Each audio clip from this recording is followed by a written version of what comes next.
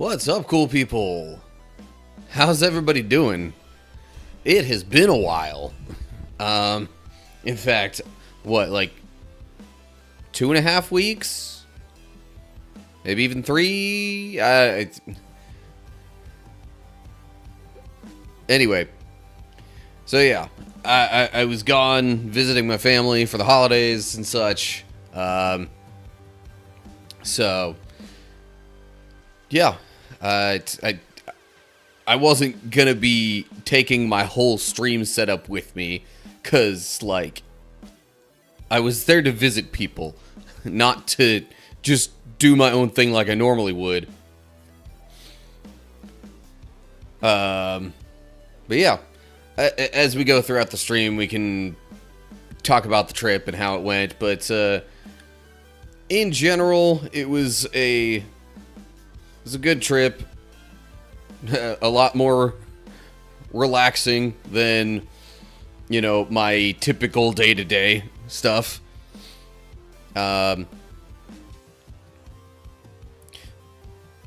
Driving there and back was interesting. As in, slightly more eventful than I would have hoped. But, oh well. What did I get to do on the trip? I mean,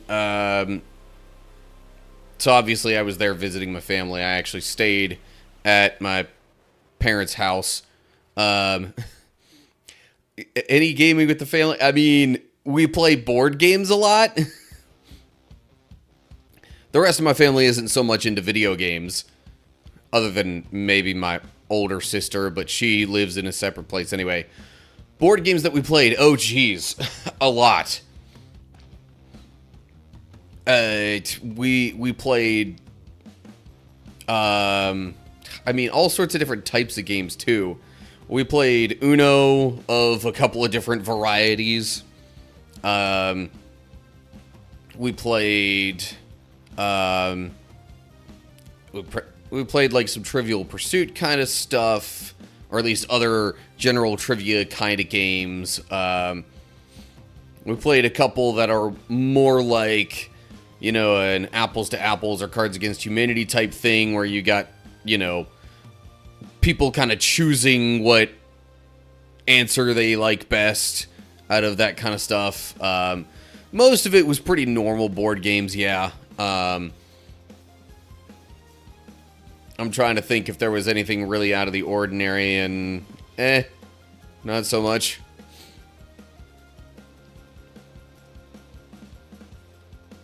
I mean, oh, we also played this one game.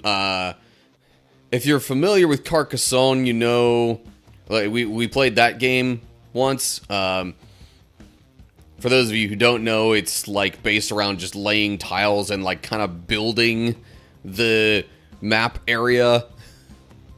I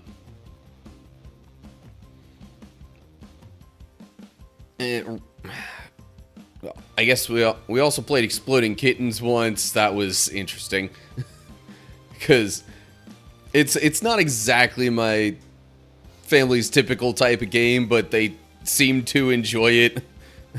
At least, they seem to enjoy playing it while I'm there. I don't know. And then I'm trying to think. We did some Mexican train dominoes. We did another card game called Five Crowns, where it's all about, like, different cards being wild in each round, and basically otherwise just playing kind of rummy style stuff. But yeah, whole bunch of time playing games with my family. My dad even has a Pittsburgh Steelers pool table in the basement. I played a little bit with him and with the middle of my 3 sisters. So like, yeah, plenty of time visiting family and doing some fun stuff. Some of us went around and saw some, you know, Christmas lights a few days after the holiday, and there's like, yeah, what, Seth, you got a teacher who's a Steelers fan, I guess, maybe?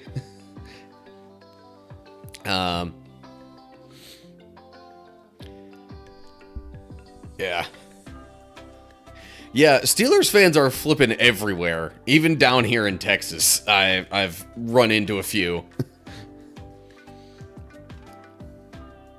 Ads should be starting soon, Twitch says. And maybe once they do start, I'll just get Gems of War up and running, and then I'll have that going on while, while we're continuing the discussion. But, so yeah. And of course, Christmas Day, my family opened some gifts. Christmas Eve, most of us went to a special church service together. New Year's Eve, we stayed up to watch is it CBS? I don't know, the one show where the ball drops, the New Year's Rockin' Eve thing. Okay, ads are rolling. Tell you what, I will at least get rid of the background music and switch over to this scene here that includes Gems of War.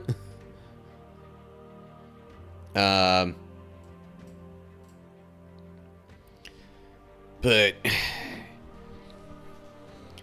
so the big gift that I got was, literally the biggest gift that I got, as in largest, but also probably most valuable, was a slow cooker.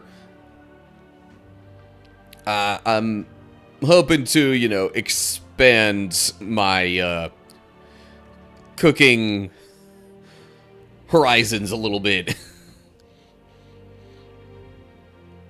Not to mention, I also got a cookbook to go with it, with some recipes and stuff, so I'm not just like, okay, now what do I do with this?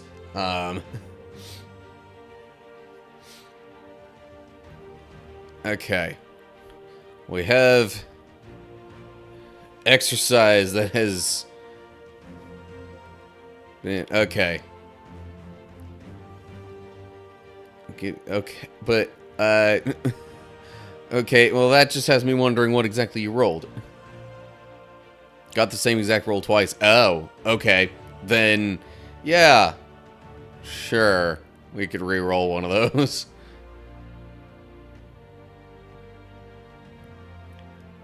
Unless I, spread it. Oh, planking. Yeah, okay. Let's not do two of those. Maybe if I did one round, early and one round much later in the stream, but otherwise, yeah, no. Okay. While I'm waiting on those results, I'm just gonna real quick hop into a Gems of War match here. Yeah. If you could... Okay. Planks 4, push-ups 3. That'll be... Alrighty. Pin it. And... until manually unpinned or the end of the stream. There we go. Okay. Oh, geez, yeah. Especially getting the exact same result both times. For both the exercise and the value associated.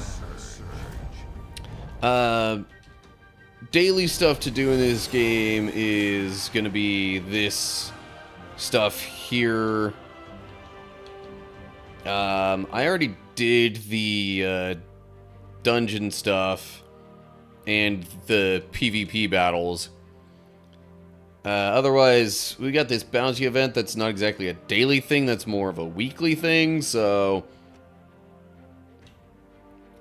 So yeah, we pretty much got the adventure board, at least as it once was called. Got the Journey Guild event here, and then the Underspire are the main things.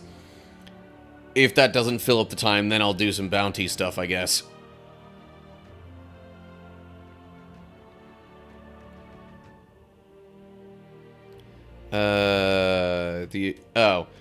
The adventurer thing literally is just asking me to complete these 3 things that are underneath it. And then I'll reach the... Then I'll have all 3 things done for getting the, 15-minute experience boost.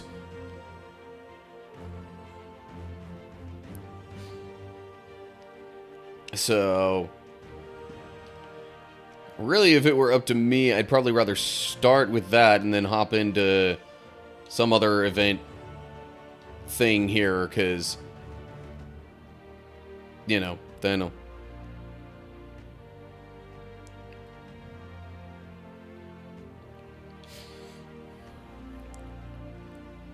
Yeah, I haven't gone very far in the Underspire yet, so those battles should go pretty quickly.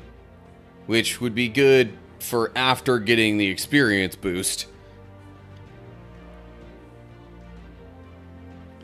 So yeah, alright.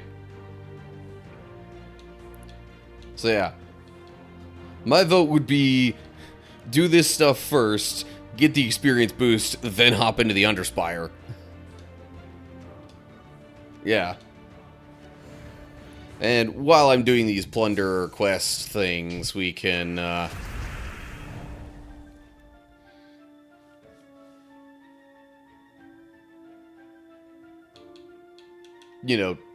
talk a little more about holiday trip or 2025 goals or anything like that. Name the gems in an order form. Like, just the different colors? Or...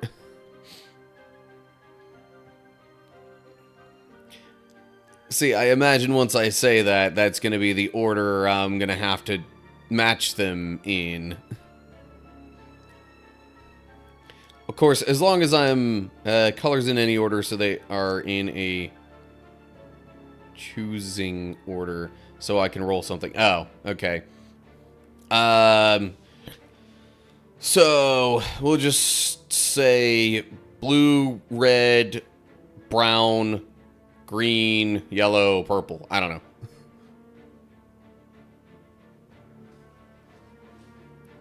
I don't know if any of these would show a particular order of them.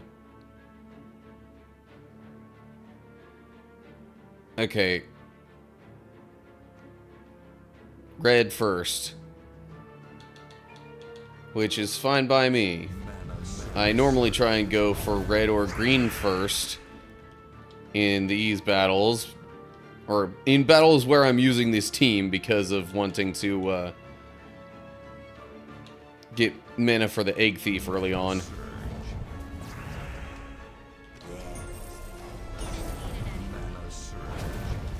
Also, is there... Feel free to let me know about the game volume. I mean, I would think it should be fine, but I don't want it to sound like... I don't want there to be too much of a lack of sound overall. I also don't want it to be too loud. See, now you're gonna try and have me remember the order I set them in. I think I went blue, red, green, brown, yellow, purple, something like that.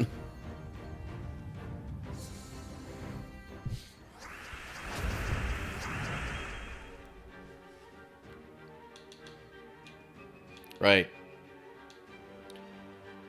First match has to be red. Mana surge, mana surge, mana surge.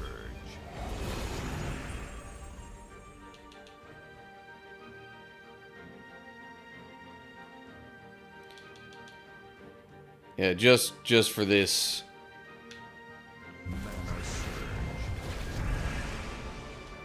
I don't know, section. the plunder stuff. Just for that.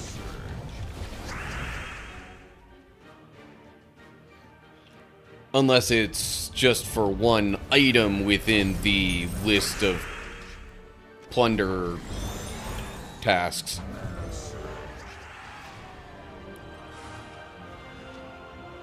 In which case, I finished the first set of 3. So if we're changing the starting color, let me know.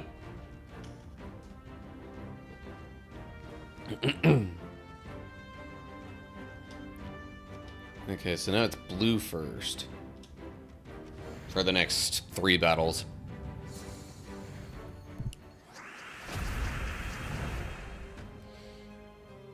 I literally cannot match blue right now. As soon as I can, I will, though. Mana surge.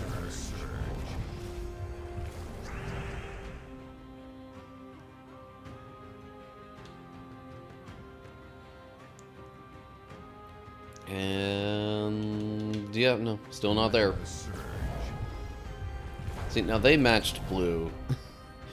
Which still keeps me from matching blue.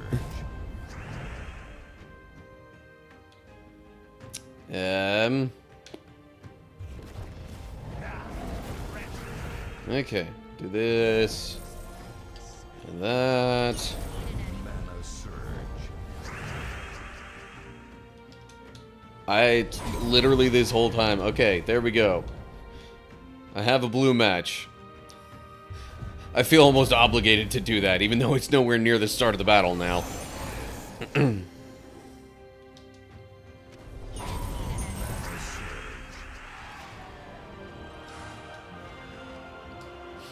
So if I'm completely unable to do it at first, then it doesn't matter. Nobody's holding me to it afterwards. Okay, there's blue.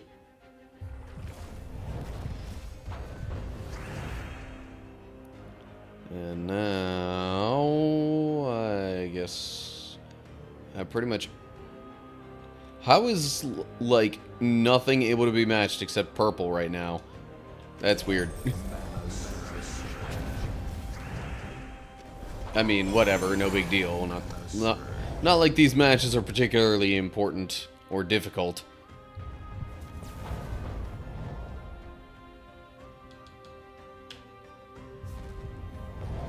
Mana surge. Mana surge. So the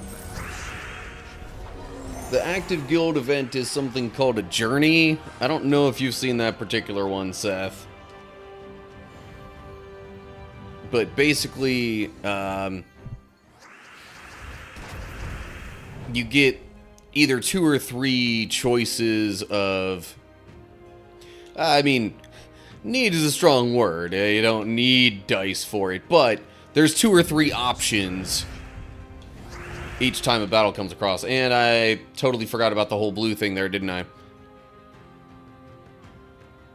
Well, okay, to make up for it, there we go.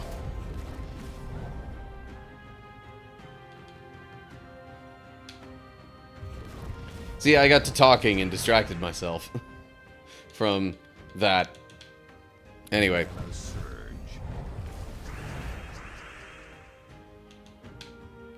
Mana surge. Yeah. And granted, this is all in good fun. It's not meant to be super restrictive. I get that.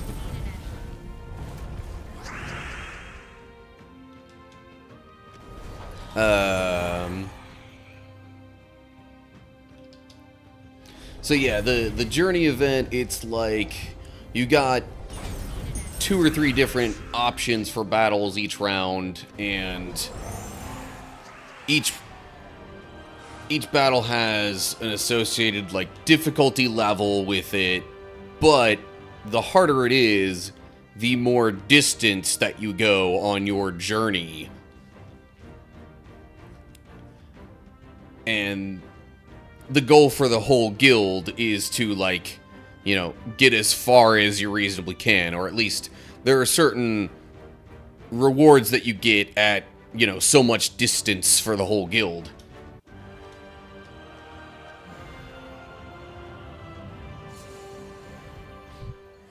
Okay, brown match first. Boom. Mana surge.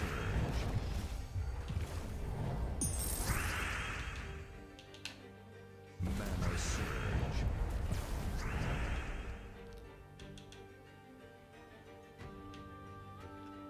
So anyway, there was your explanation of the journey event and how that works. So it's like, yeah, generally you kind of want to try for more difficult battles because they'll get you more distance in the event, but at the same time, like, it's not necessarily that big a deal because most of the time it's like there isn't like a huge difference between them.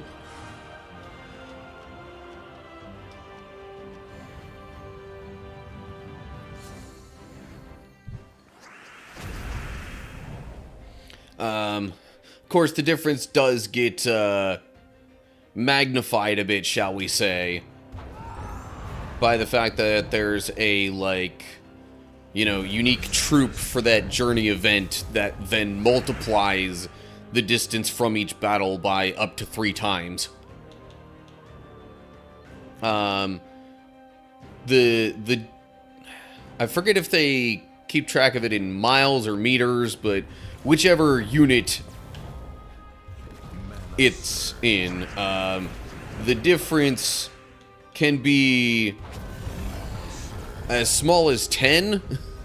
Now there are some times when it'll interject a third option in there that'll have like 75 option, and that's usually quite a jump from the next highest, which is usually like 40.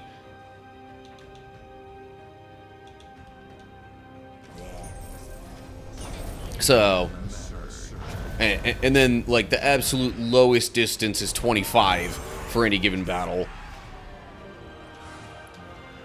So, I mean, technically there can be a really big difference. Because, I mean, you multiply that by 3, and then, you know, you could have as much of a, what? Well, let's see here. So, 25 times 3 would only be 75, but then if you do 75 times 3, that's, what, 225? So, like, we're talking about up to a 150 unit distance.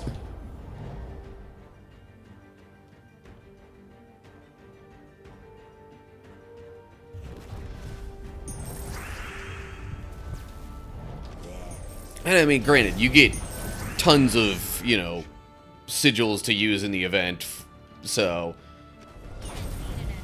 each battle is usually, you know, one of, like, dozens, if not even, like, over 100 throughout the week.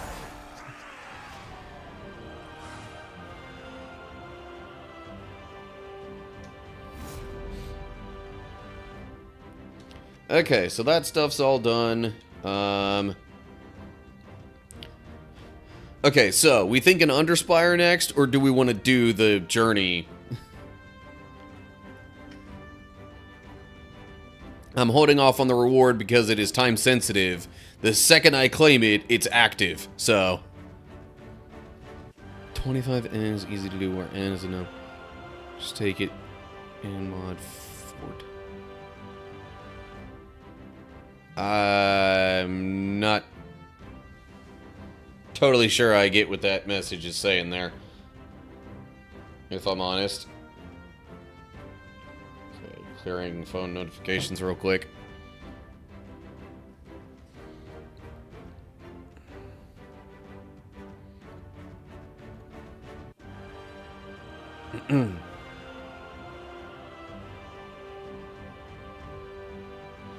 Okay, but what, I guess,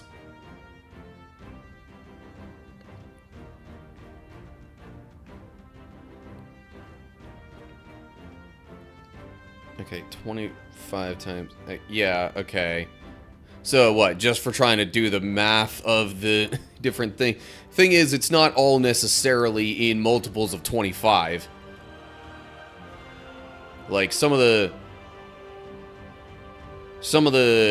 journey battle distances are like 35 or 40 or different things like that. So, like, just mentioning how to do 25s. Yeah, it was thinking through the 75 times 3 that took me a couple seconds more. But anyway. Okay, so once again I will ask, are we thinking Underspire next or Journey event? I mean, the Journey thing is a little bit more important overall because that's the guild event and it helps more people than just me. Whereas the Underspire is only like, it's just my progress in my Underspire, and I'm the only one who gets any rewards from it.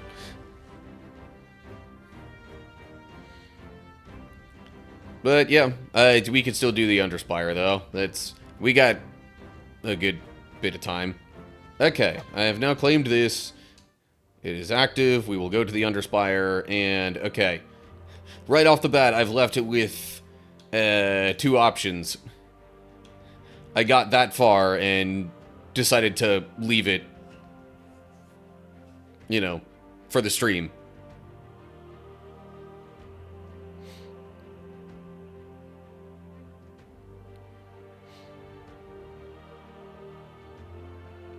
One. Okay. Reading order, this one would definitely be first. And then after this, we're going to have either 2 or 3 options. Mana Surge. These early battles should go pretty quick. I'll go with yellow this time, I guess. I don't know. So up is a dead end. So yeah, basically just 2 options then, because this one doesn't go anywhere.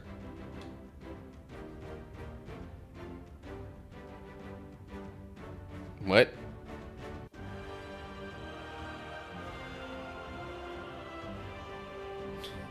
What? I got mail, what do you mean? What is that thing? This was just the start point. This was the first merchant spot where I got the lantern for the week, and I could buy some other stuff for gems, but eh. Oh, yeah. Practically anytime those things pop up in the game, it's like, hey, spend some money to get this particular boost for a certain troop, or whatever.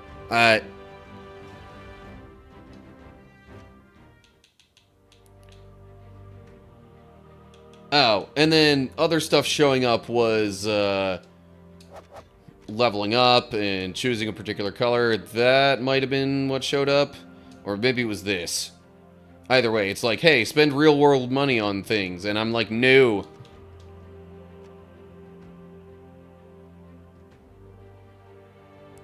Free event key. Oh, yeah.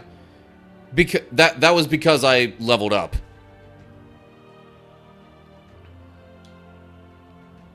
Alright, anyway, Underspire choice.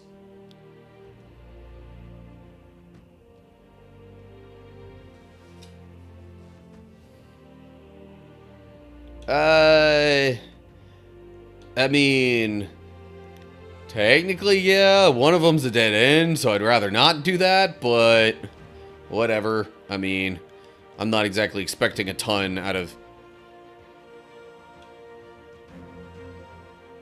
Well, so I started here and came over here, and then... So yeah, there's this, which is a dead end, and then there's these 2. I mean, shoot, this time around I don't really care as much. I'm not expecting to get a ton out of this particular week's Underspire. So, we will leave everything open. Well, okay. 6 would lead me here anyway. Whichever way we were doing it. I got tons of torches because I haven't been playing it all week.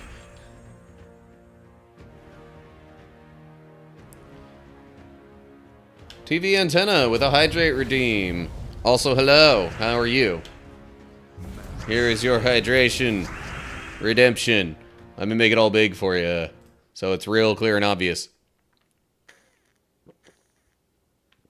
There you go.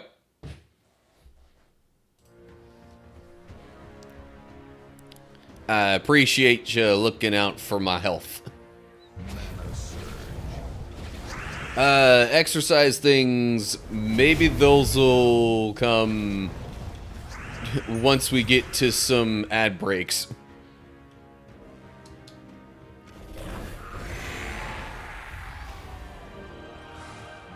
Samus, hello. How goes it?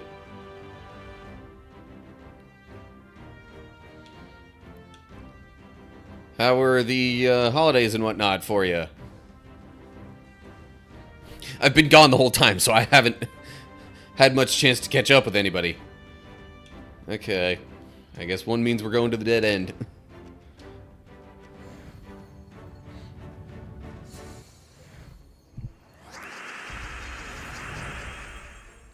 But yeah, so I was away visiting family. It was a good, relaxing trip, but also played a bunch of board games with my family, so it's not like I was sitting there bored the entire time.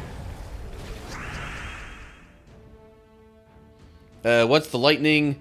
Those, it depends on what particular kind. Yellow lightning bolts, I think, will just automatically destroy the column that they're in when they're matched. If they're blue lightning bolts, I think it'll destroy the row instead. But I wouldn't expect any blue lightning bolts to show up in these battles. They're only there because of a particular troop that I have in my team. So the yellow ones are matched with yellow gems. Blue ones would get matched with blue gems. I will show you what troop is generating them once we get to the next battle. I await the randomized choice here of path. Okay. So the one making those is King Stormguard here. And it's the Lightning Aura trait that does that.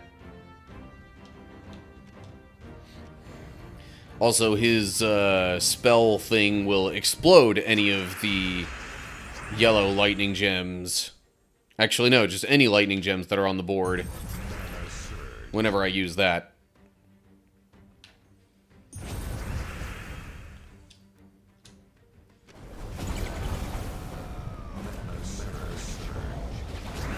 But for the early battles, I'm using this troop a whole lot more, because they hit all the enemies.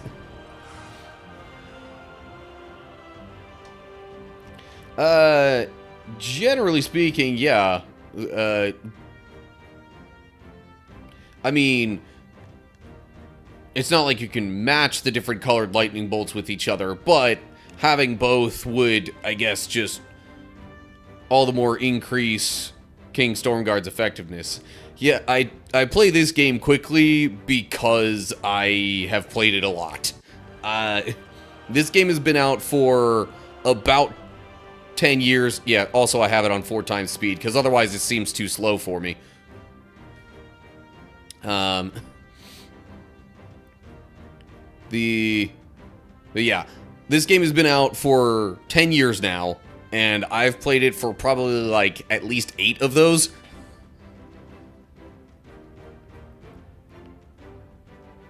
Want me to predict what path is which? What do you mean? Oh, as far as which one will get me to the gate or any of that kind of stuff? I am guessing this one will have a gate, but this one will have the key that I need for that gate.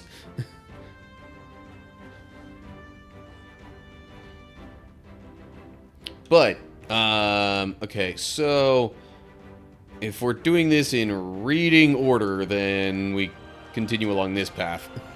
Yeah.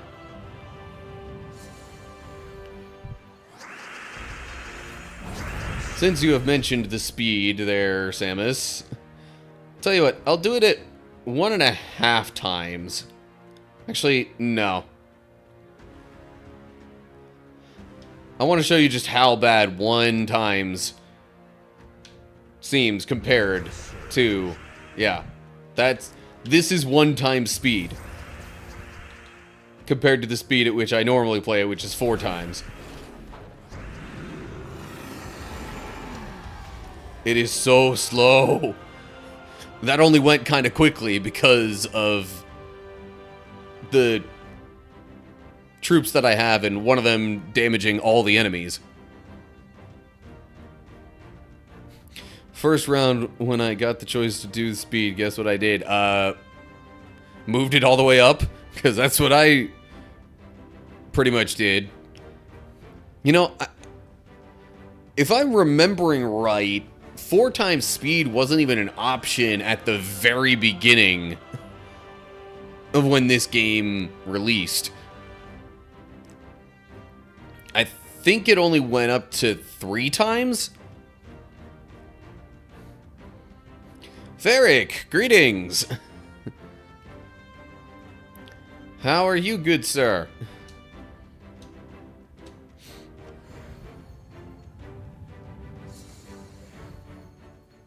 Oh geez, even the start at ×1 speed just seems so bad. Okay, I'm moving that back up to ×4 speed.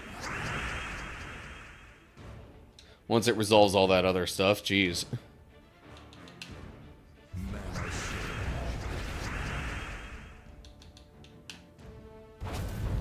Yeah, well, that assumes that I'm correct about the location of the key.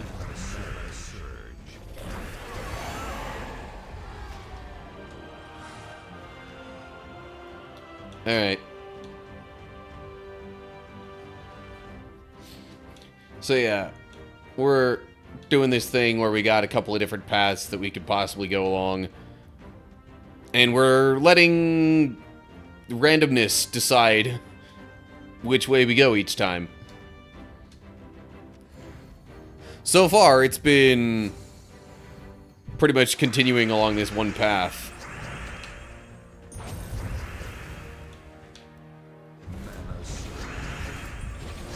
You know, aside from that one dead end we hit. So, if you notice the numbers that Seth is leaving in the chat, that's... he's kind of, you know, rolling dice and such on his end, and based on that, we're choosing, you know, like, based on however many options there are, going in reading order, and then, you know, using the dice roll to choose based on that. And what do you know? The key is here.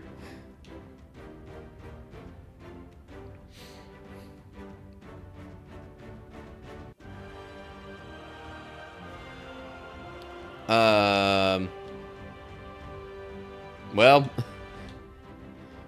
randomness has decided I'm getting the key.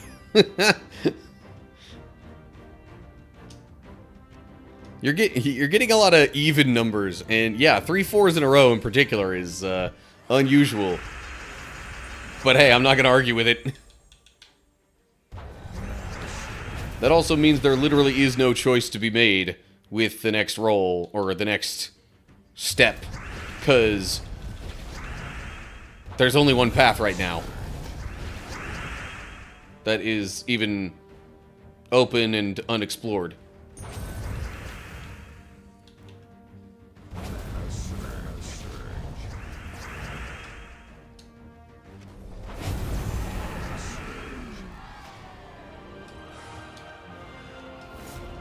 Alright, so there's the keystone. Now I just need to find the gate that goes to, which is somewhere along this path.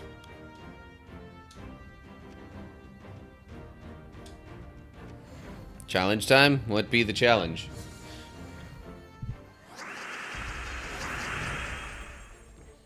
Starting off with a specific color again.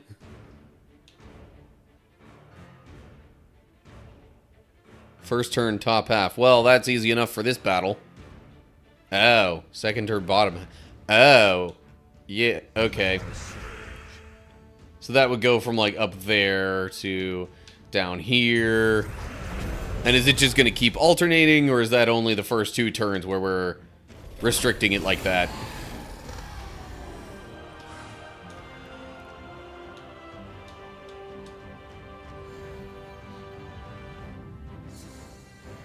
Oh, not plays, but turns. Gotcha. Okay. True, true. I misread that. Okay. Well, this is about as top as the board gets, so there we go. Top half on the first turn. Bottom half on the second turn. So my question there, Seth, was... do I keep alternating it like that throughout the battle, or is it just for the first couple of turns?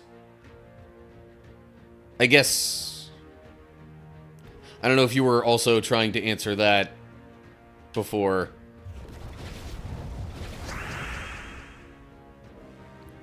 Does it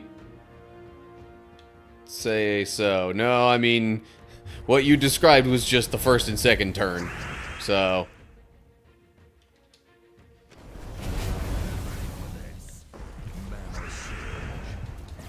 making no other assumptions, then those are the only turns to which it applies. Oh, hey. Well, we got 2 different paths. One of them leads us to the next gate. Other one leads downward. Yeah, well, I asked because I was making no assumptions.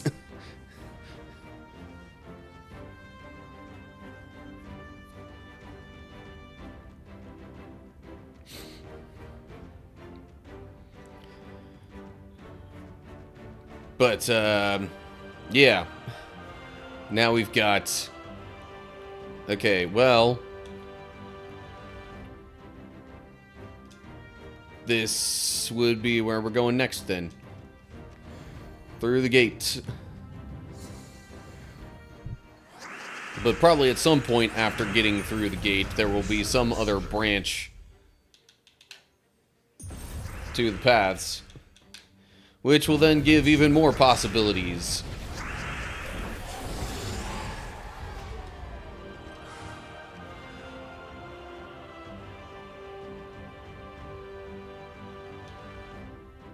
Yeah, I mean, so far it's still only 2 options, but whenever we get one of these branches going on here, then the options increase.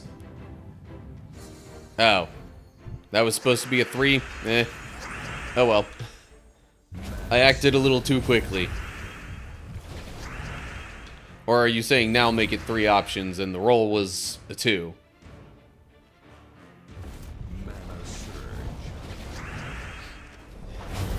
I mean, technically I'm not listening, I'm reading, but I get what you're saying.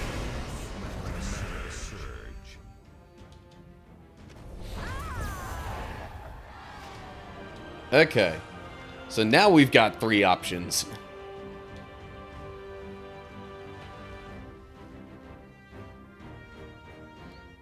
So 1 or 4 would get us here. 2 or 5 would be here.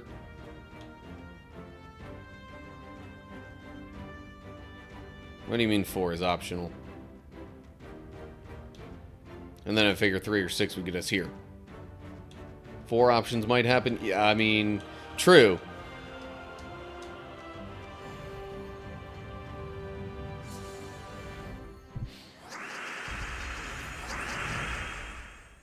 Yeah, I mean, I guess technically there's no particular limit to how many different paths could open up. It usually doesn't go beyond, you know...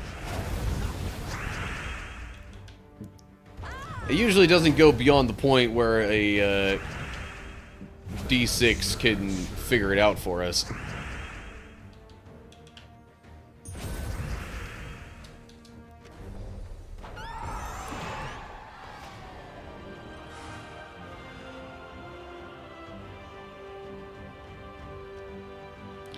Oh, You meant 4 wasn't even rolled yet. Oh, geez. Well, now this is going to branch off. Okay.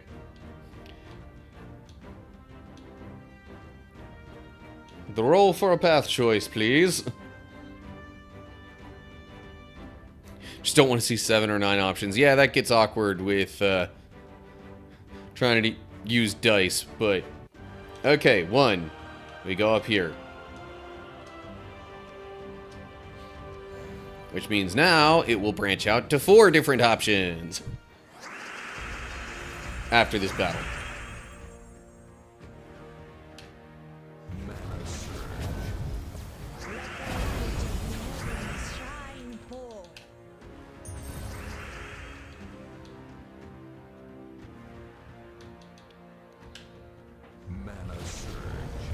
I mean, technically speaking, there are dice that exist for a whole slew of different possibilities, but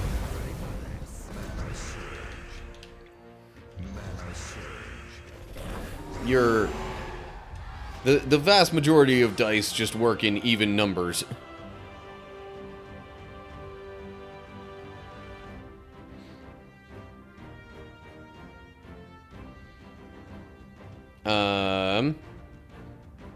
Okay. So, out of 4 options, where are we headed?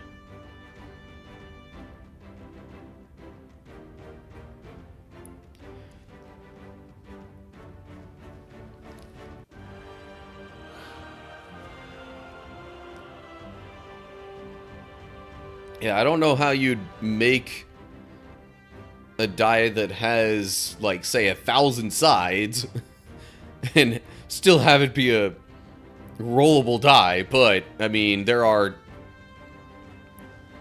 I mean, at that point, I would pretty much just use, like, a number randomizer and say, okay, between 1 and 1,000. I found out about a D1. Yeah, so... I saw, like, a short video from...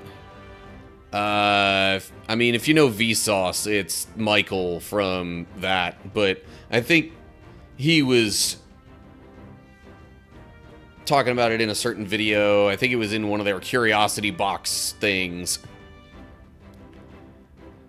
But basically, it's, like, it's kind of a pointless thing, because it's literally just designed to always land on the 1. That there's only one number on it, and that's the number 1. Correct, 4 options.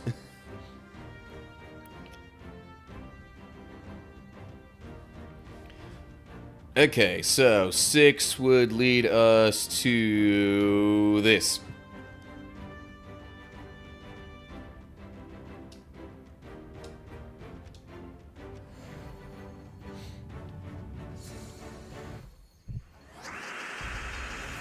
Technically, a coin could be considered a D2, yeah.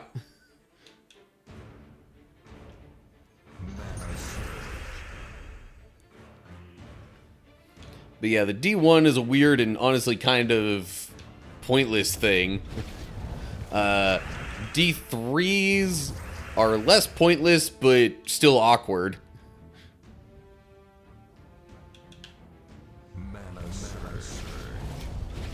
D4 just looks like a little pyramid thing.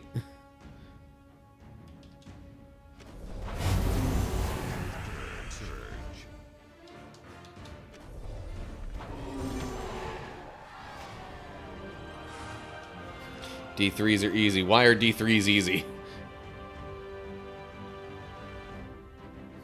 I would use D6 for D3 and divide by 2. Yeah, pretty much.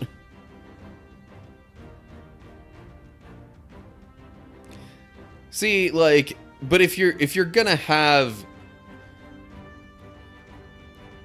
the die be the number of sides of the options and only that many sides. Yes, 3 options now. That's where making a D3 is kind of weird. I'm pretty sure those things exist, but...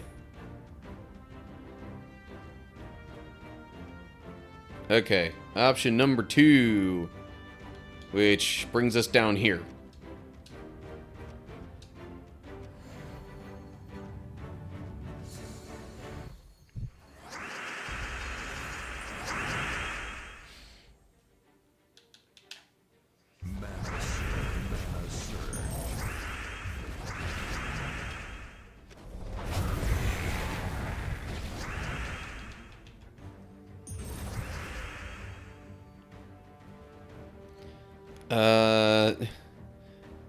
Beginning to roll the d20 is... Okay, what are we rolling the d20 for?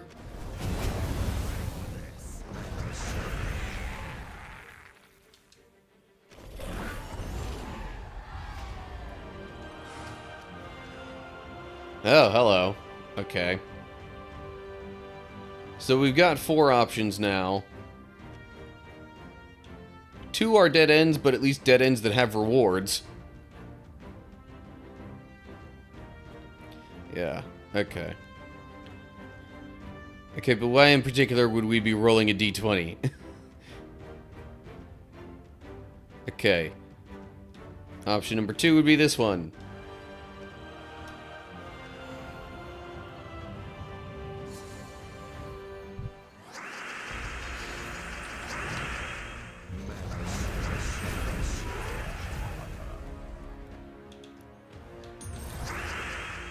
Just in case the enemy is doing all... Okay. For unnatural ones.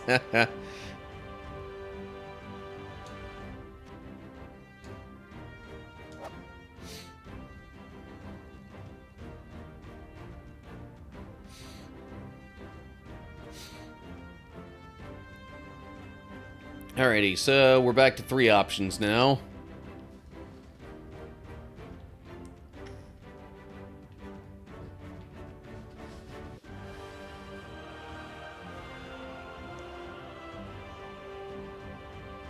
Option number 3, which is down here.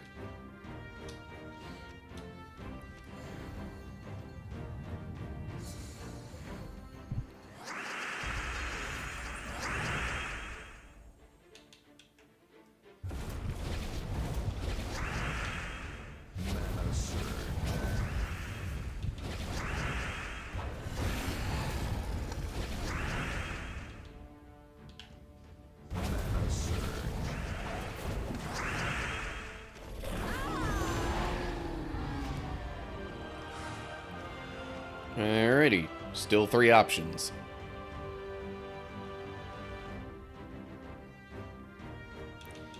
And if I'm going between these, I realize opening up the map like this makes it go a little bit quicker. Otherwise, it kind of insists on doing a little bit of an animation moving from one spot to the next.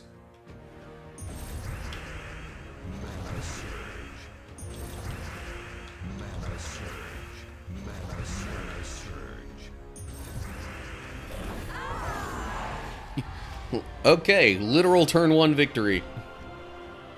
Alright, still 3 options, although one's a dead end. Actually, technically 2 are dead ends, it's just one's got more reward than the other. Ad break in 10 minutes, yep. And then I'll get up, stretch around, or stretch out a little bit, hydrate some, and then do one of the exercises.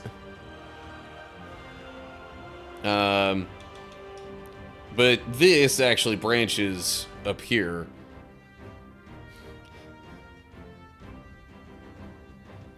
So if the first option is the one that we roll, which, based on your response, Seth, seems to be the case,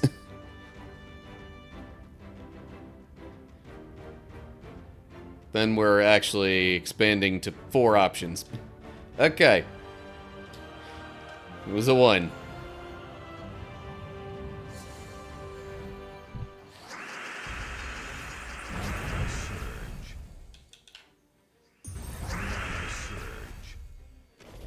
So,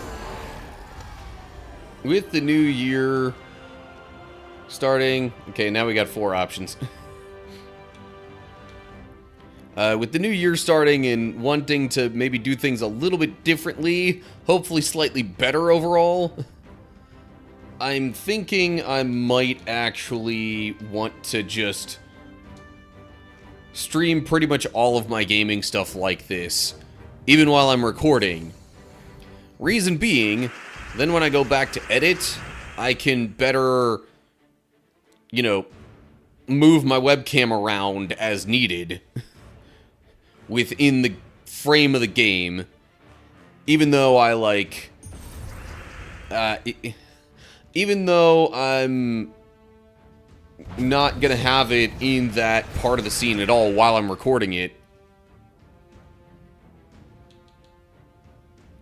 Like, so when it's live, it would just look like this the whole time. But then through the editing process, because I don't want to have all this extra, you know, frame around things, then I would just blow up the, you know, game part of the window, duplicate the video track, and have the second one just zoomed in on the webcam portion here, with the ability to move that around as needed, or remove it entirely from the scene if I so choose. Because, you know, then I really get to use the power of editing. Alrighty. We are down to 3 options now. 1, 2, and 3. If you can even see that with how small it is.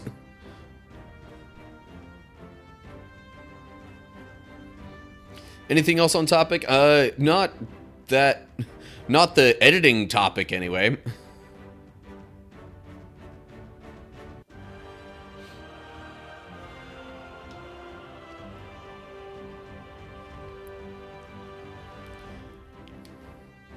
I would like to think I can reasonably keep the conversation going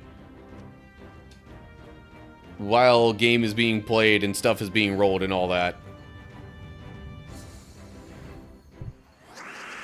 5 was just, I chose the second of the 3 options.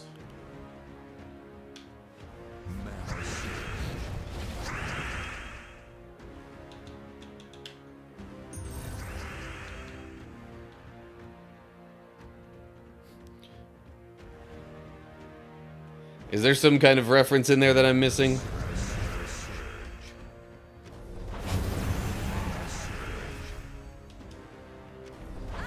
No? Okay. Alright. Still 3 options.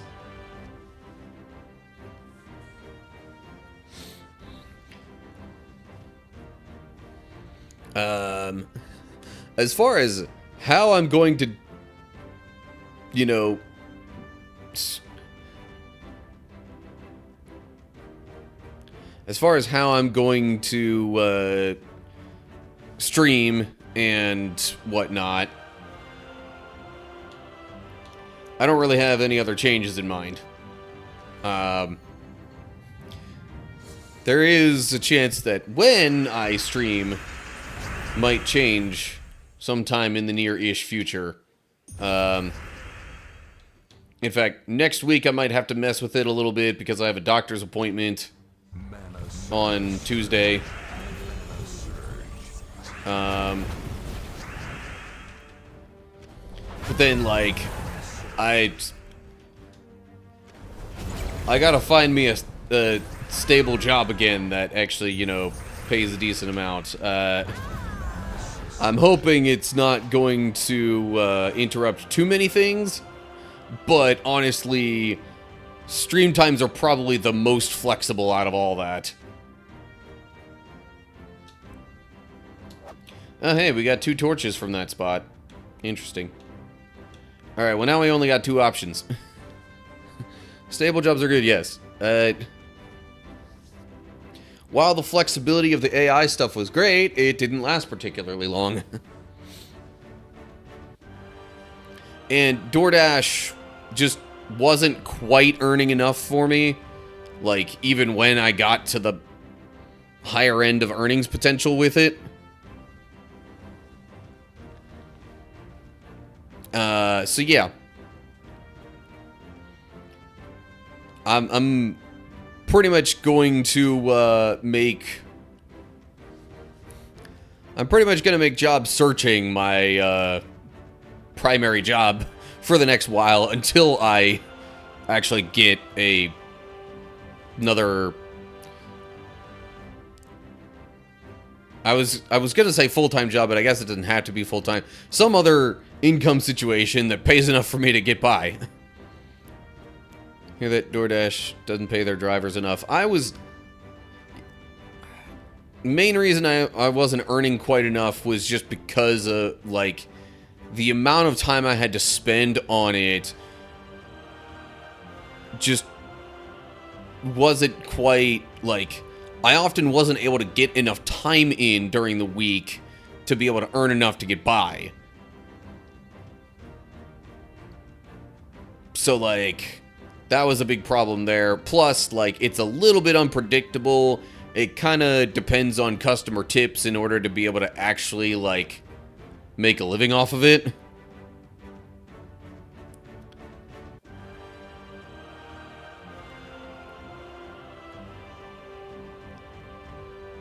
Yeah, so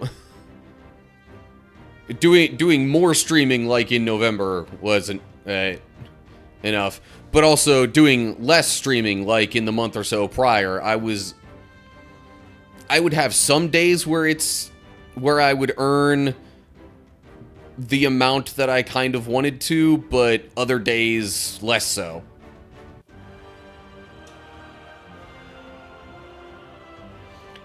Choice. I don't know if there's really a particular worse option. Both just kind of increase or, you know, move a particular path along. So I guess I'll go with this one.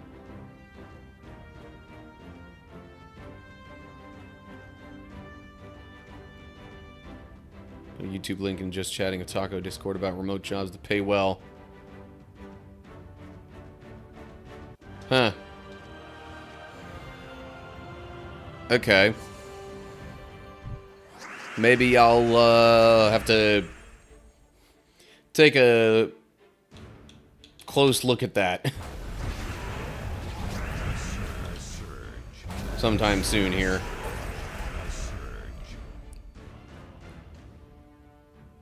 The YouTube channel, I mean, and the link was posted a few days ago. Okay.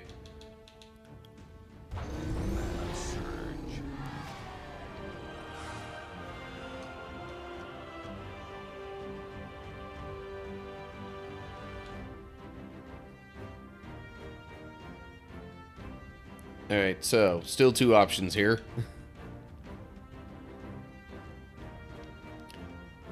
Ads are going to start in about a minute and a half here. At 20, okay.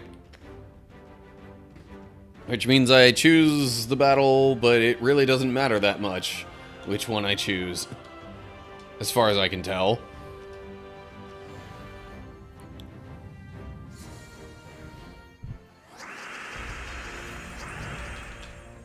Okay. Oh, shoot. How did I miss that extra turn move? Or... whatever. Whatever you prefer to call that.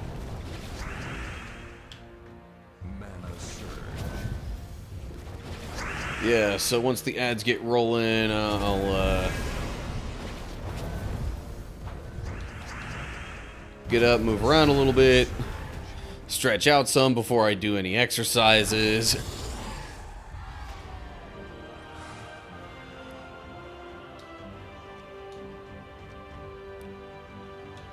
Okay. It's pretty close, though.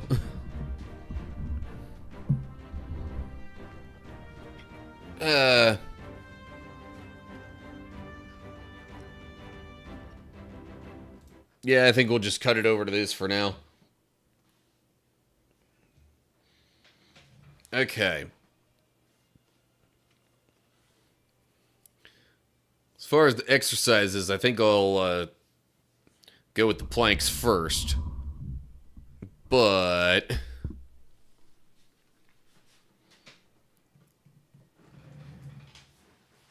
alrighty. Yeah, Twitch just says ads starting soon now. It's like in a holding pattern I guess while it loads the ads or something. I don't know. Okay. Let me stretch out some. Yeah. Stretch the legs a bit. Yep. Yep.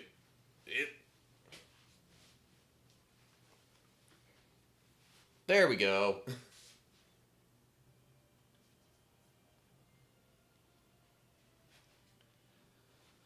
Okay.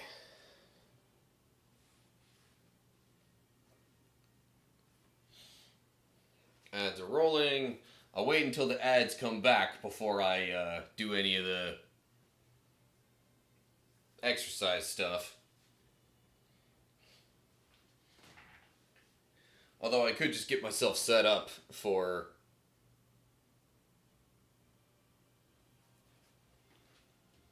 the exercise, because I think I'm going to start with the planks. Or planking, I should say. And do get my timer set up here. So let's see here.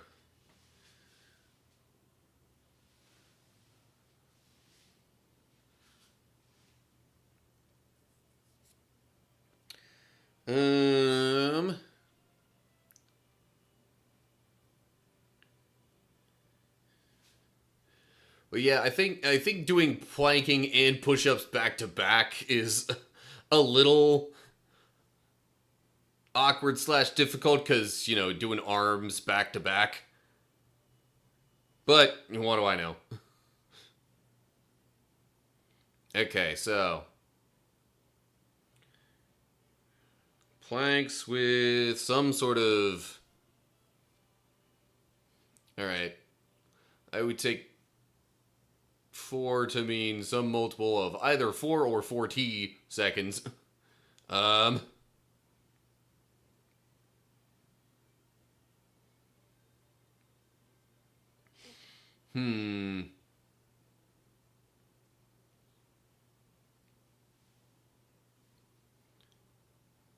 20 seconds. 5 seconds per number.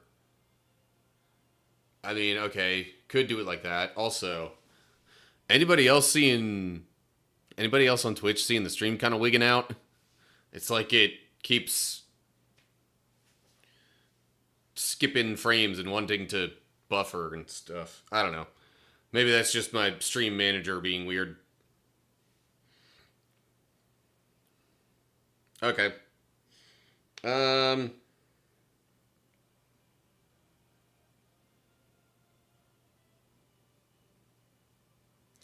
I'll just set the timer for a minute and see how long I end up doing it. Alrighty, let me get myself set up here, hopefully where y'all can kind of sort of see me. And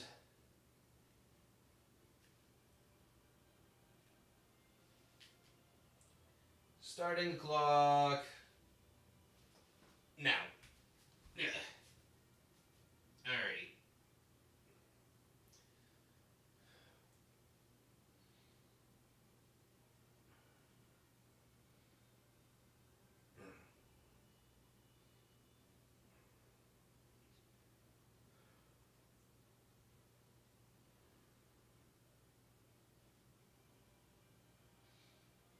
Man.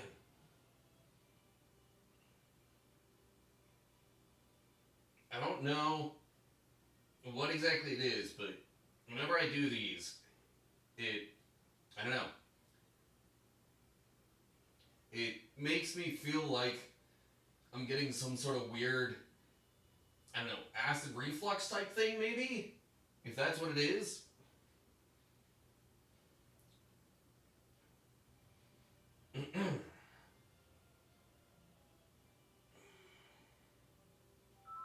Okay.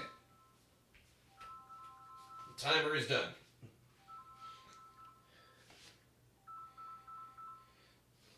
Do.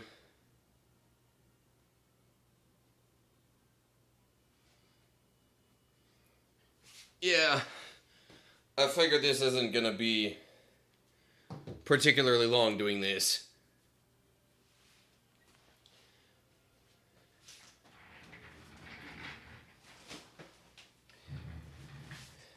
And in order to change the category, I would have to, like... In order to change the category, I'd have to go into the stream information, say it's not Gems of War, type in some other category, and... Yeah, so... With it being a relatively quick and temporary thing... I figure it's not worth changing the category.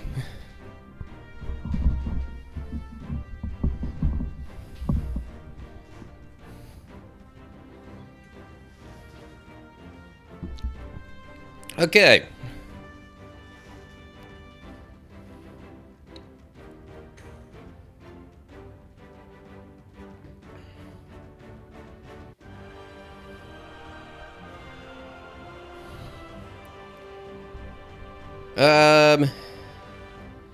Yeah, okay, so I will unpin the prior message, and now pin the one that's just got the push-ups.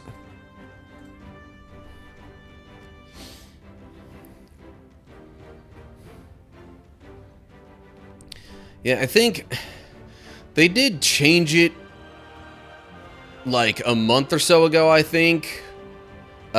Where, like, the layout of stuff is a little different. At least when you're viewing a Twitch stream on the website.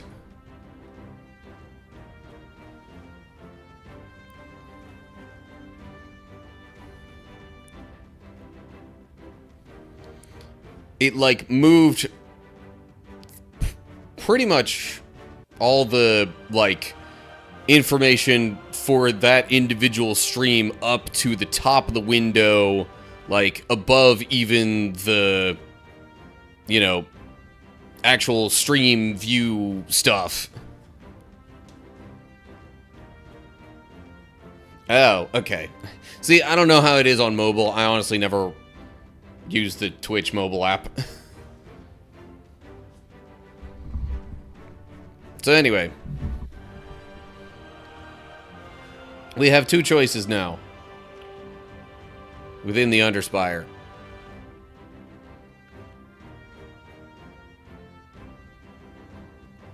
If there's ever anything strange going on in a stream, the first thing to do is refresh. Yeah.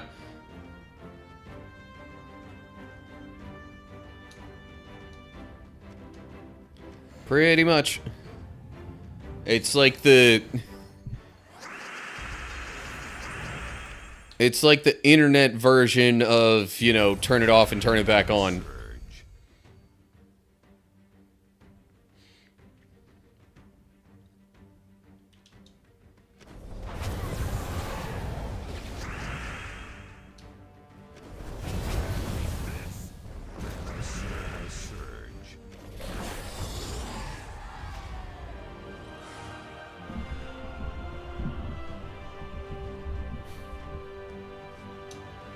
Okay, but now we have 3 choices. 1, 2, a 3.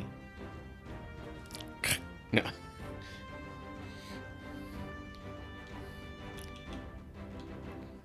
Making a reference to the Tootsie Pop commercial.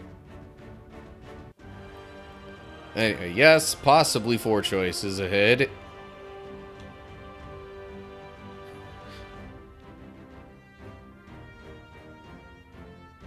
Of course, I didn't go 2 like Mr. Owl does in that. Okay. So we're going here, which will give us 4 options for the next battle.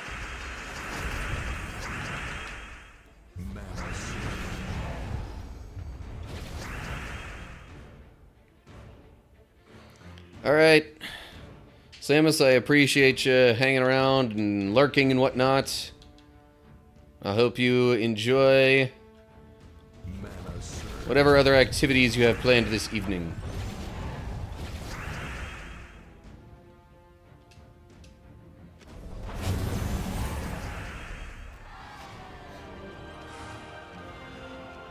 Four for the next one, eh? Okay. Which means we're going here.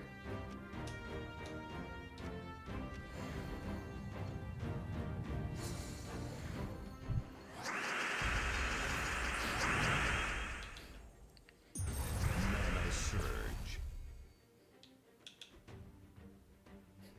What? Mana surge. Did you think something else was gonna happen there, Seth? Mana surge.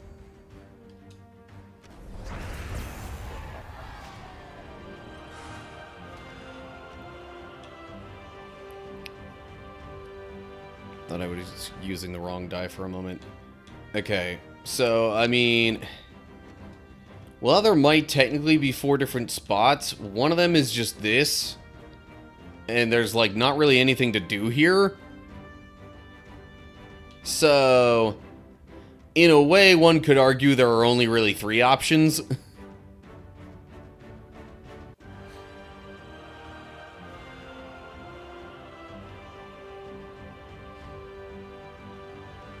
Because, yeah, I ain't spending gems on this stuff.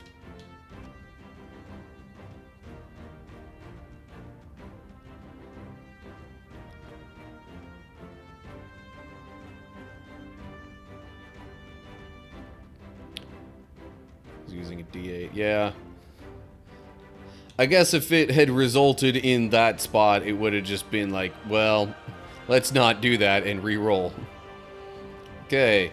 Option number 2 out of the 3, since we're excluding the shop, would be this one, which is a dead end. Mana surge.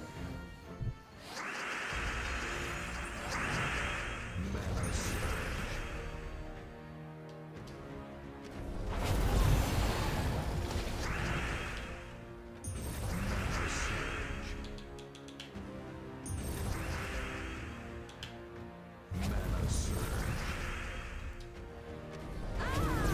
Another split on the 3rd path, which is now actually the 2nd path.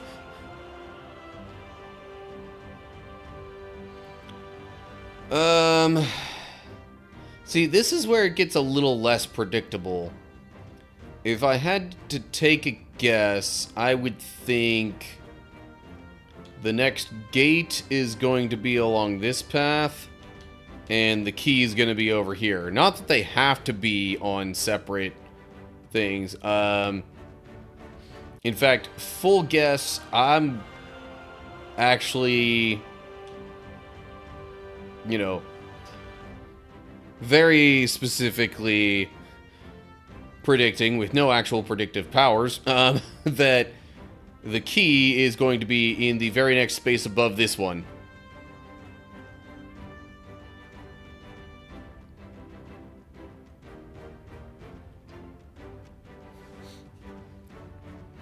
But like, as soon as I think I know, I like get shown that I really don't fully. Okay, well, we rolled a 5, which, you know, out of the current 2 options, brings us here.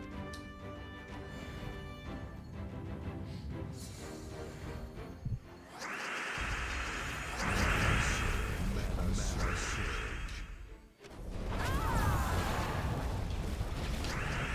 Mana surge.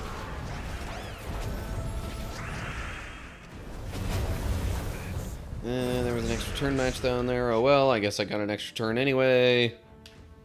Mana surge.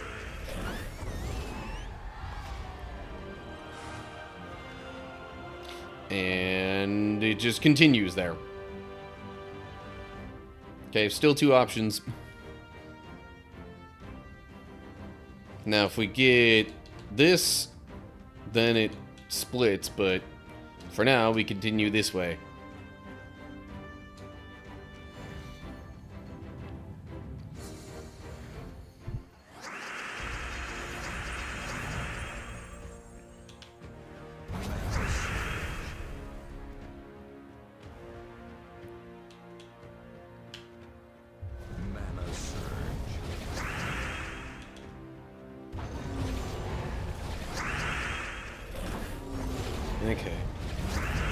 had a feeling they wouldn't all die from that, which is why I did the skull match first, before using that one spell. Mana surge.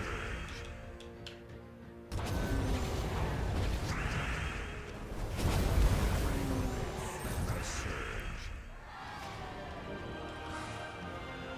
Oh.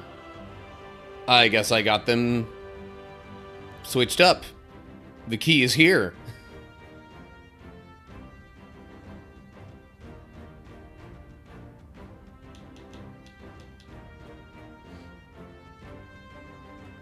I mean, sure, we can get it now, but I figured we're still waiting on the roll.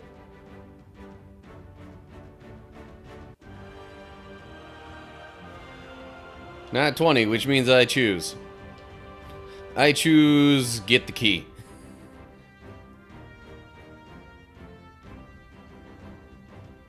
You know what?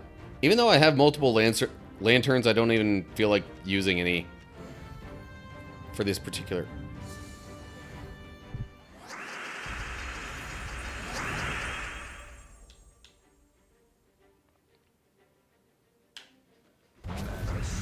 The lanterns can actually be saved from 1 week to the next.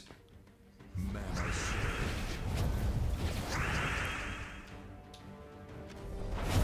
Mana surge.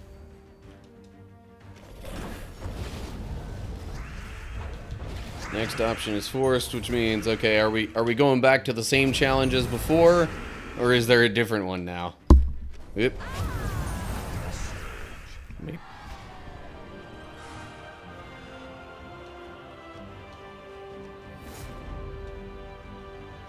Alrighty, keystone obtained.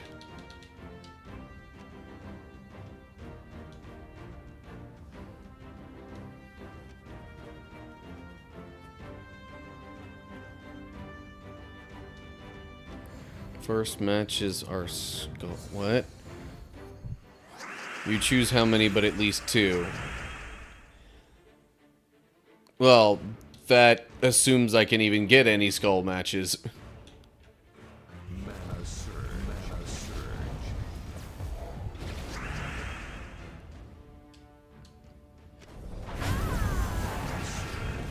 So I guess we'll say that, like, the first 2 skull matches that I can make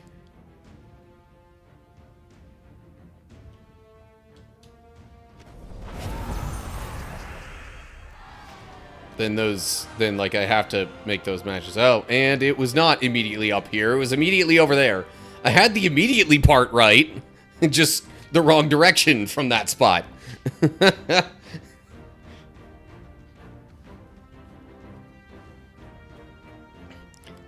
I was also correct in that they were split. You know, between this path up here and the other one. Anyway.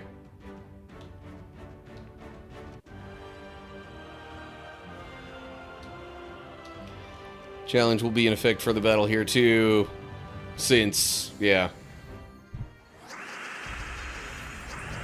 Okay, well, still no skull matches.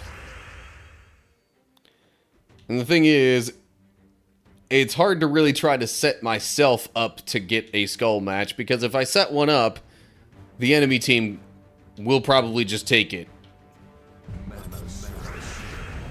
Okay, skull match, boom. There's one. Am I even gonna get 2 in this battle, though? The answer appears to be no. Well, no guarantees on that yet. Mana surge. Okay. I'm gonna assume that's still in effect until I can get 2 skull matches in the same battle. Alright.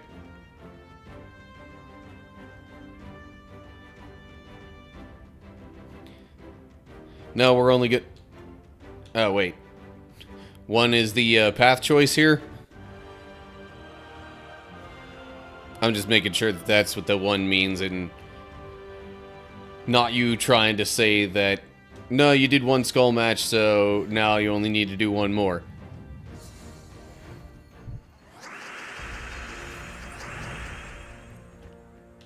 See, again, not assuming things. Okay, there's a skull match.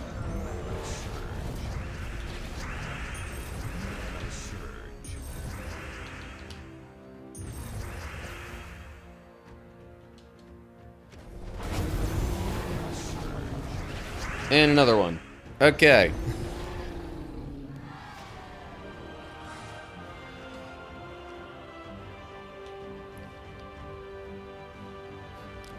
Still got 2 path options, though.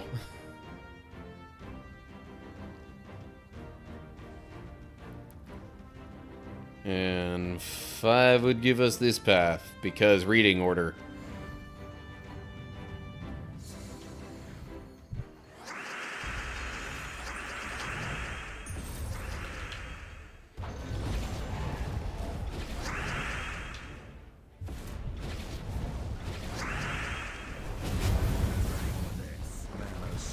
Oh, man. Mana surge. Mana surge.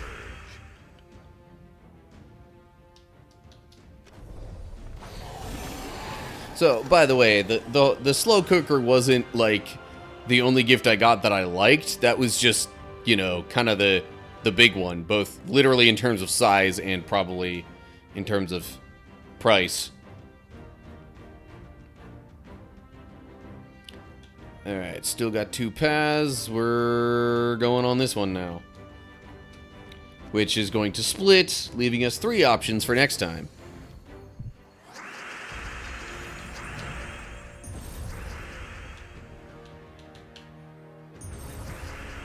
Actually, maybe real quick,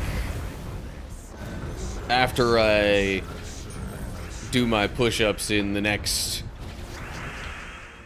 or after the next ad break and then doing my push-ups, I will get out another gift that I kind of appreciated.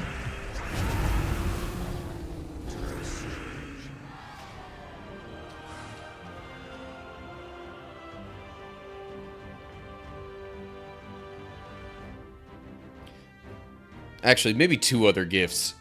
Because they're both kind of themed similarly.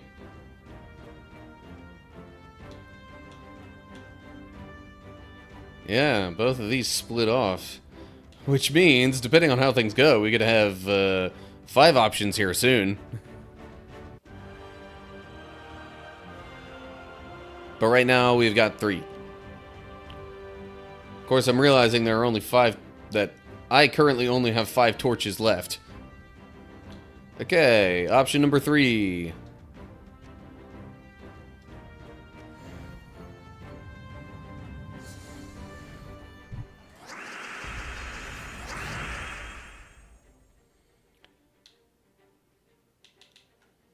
Mana surge. Mana surge. Well, that sure did a lot.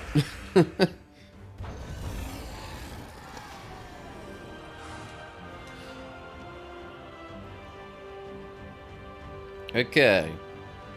And this one splits off even more. Alright, currently have 4 options. And there's a 50-50 shot at it becoming 5.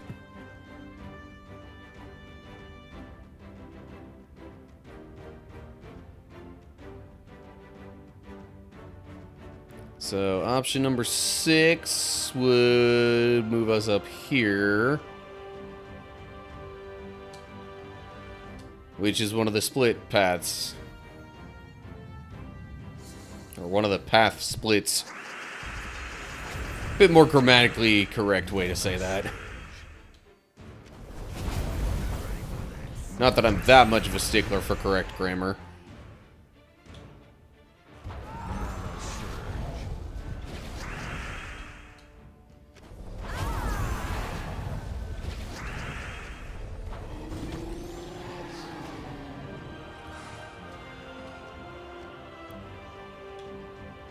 Okay, neither of these are shops. It's still kind of early after this gate. I'm figuring the next gate will be somewhere following this path. And the key, I think it'll actually be along this one. I don't think they're gonna have it, you know, real far apart from each other again.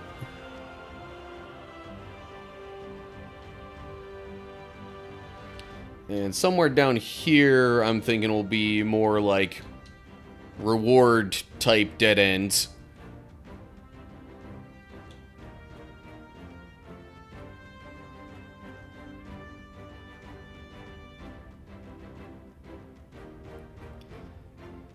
I get a dice pass. At 20. Okay, well. Doesn't do a ton for me right now. Yeah, I guess there were technically 5 options. By the way. But, I mean, nat 20 is still same overall effect.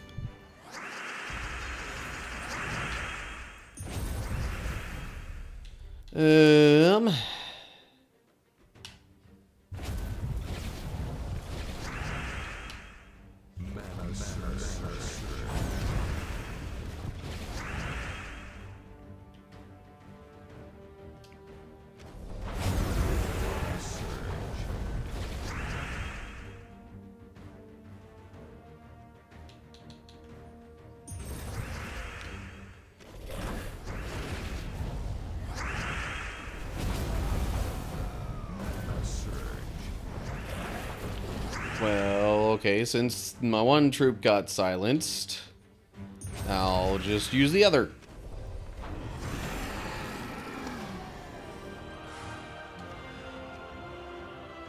Okay. Oh, geez, and this splits. So, currently still 5 options, with a 40% chance of becoming 6.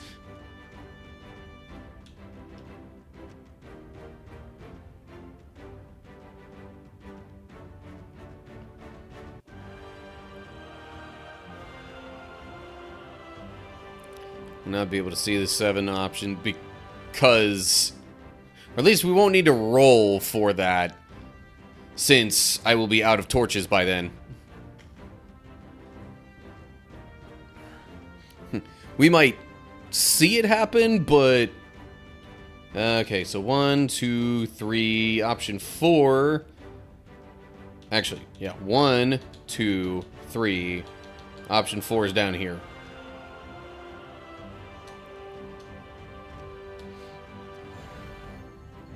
Okay, so now we definitely won't see it get to 7 options here. Well, I might, you know, if I play this much tomorrow.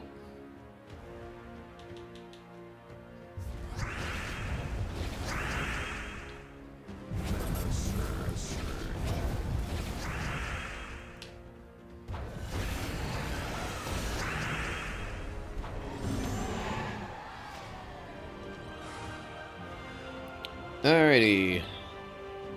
And for the last Underspire battle of the evening, we still have 5 options.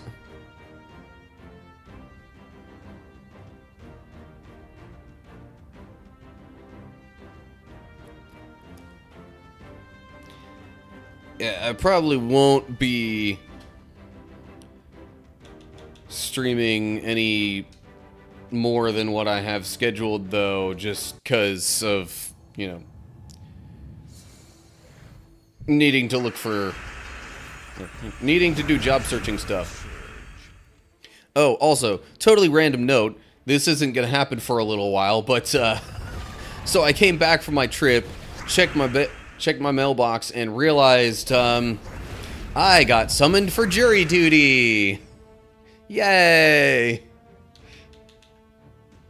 Or, well, possibly. Like, I got the thing that says I have to, like, be part of the jury selection process. It's later this month, like sometime after the 20th. I forget exactly which day. Actually, I have the piece of mail fairly close to me.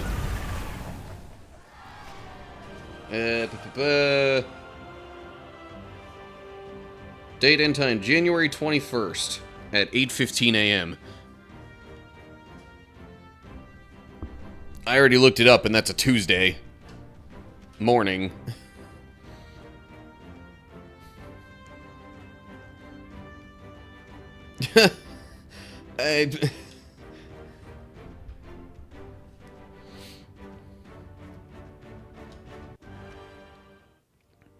Alright, no more Underspire.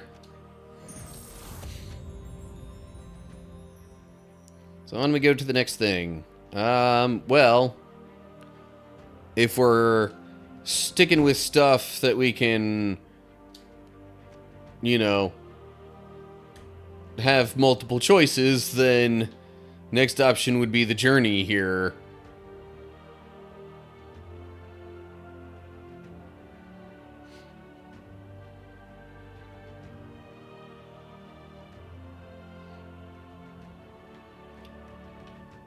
But yeah, so it's pretty much only going to be either 2 or 3 options with this.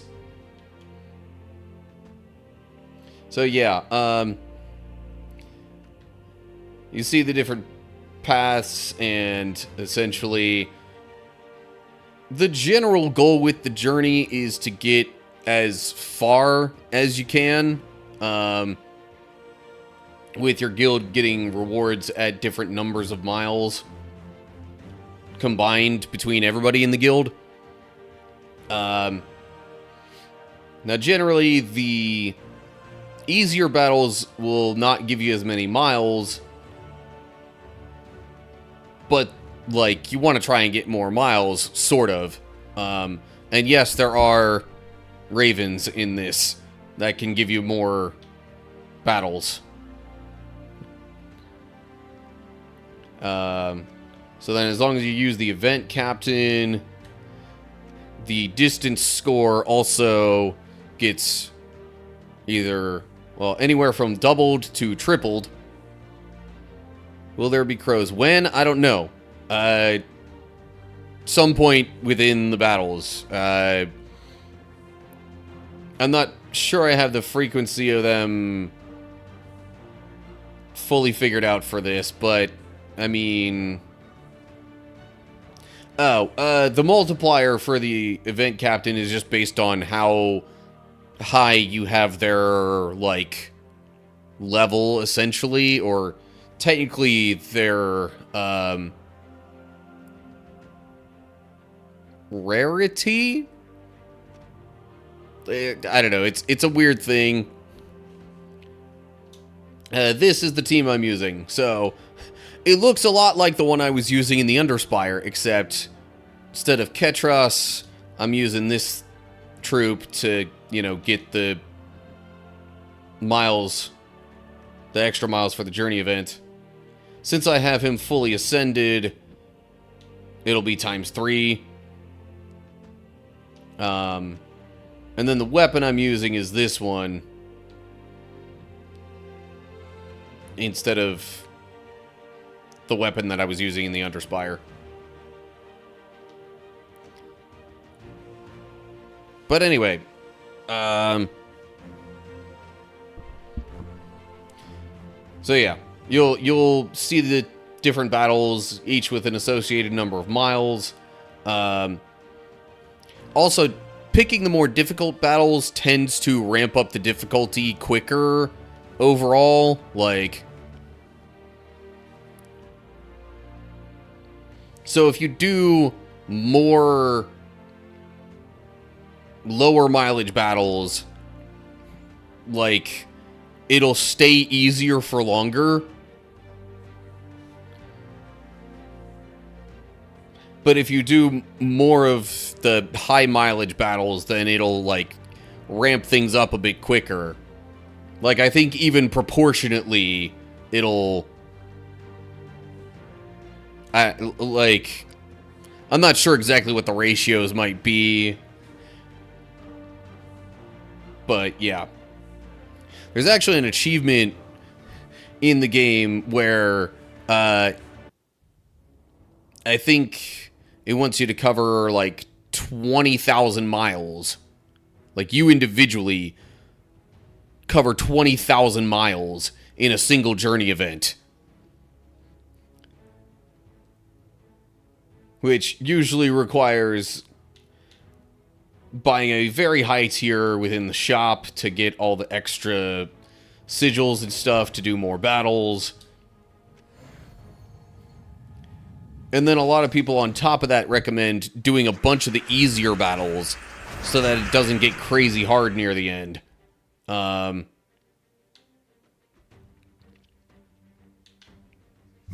surge. Because the thing with this is it's not necessarily just as simple as you choose a path and then whenever you know, win the battle, you get that many miles for the journey event. Or not even just that times, you know, your journey troop captain things trait.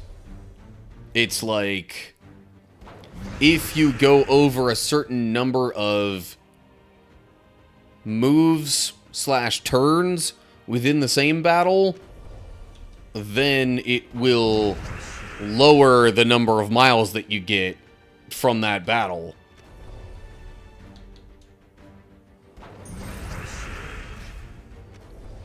I think it's just the number of turns that affects that. Because, I mean, with the journey troop typically being one that's designed to have a bit of a looping possibility and give you multiple moves within the same turn, I think it makes a little more sense for it to, you know, dock you based on how many turns you take rather than how many moves you make.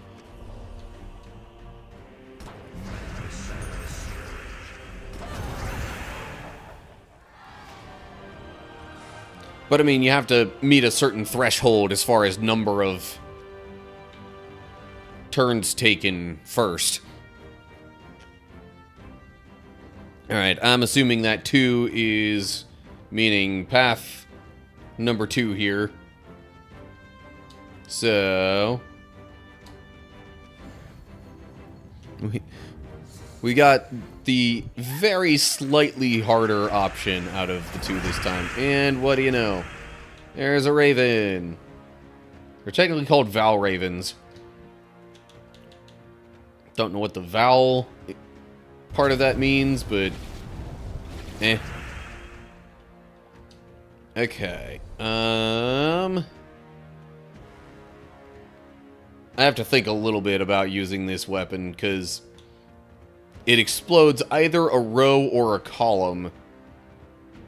And I want to try to, like, position the cursor in a way that'll get a decent amount out of it, whichever it does. I don't know which one it'll do. And that's the part that I'm, like, trying to account for the slight unpredictability of it.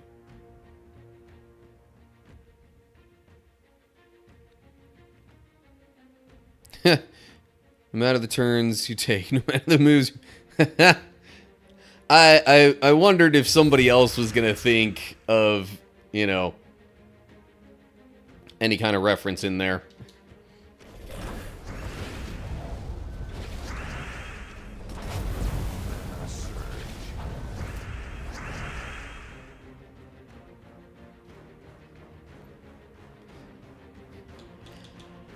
But that emote just getting the, like, you know, absolute dead eyes there.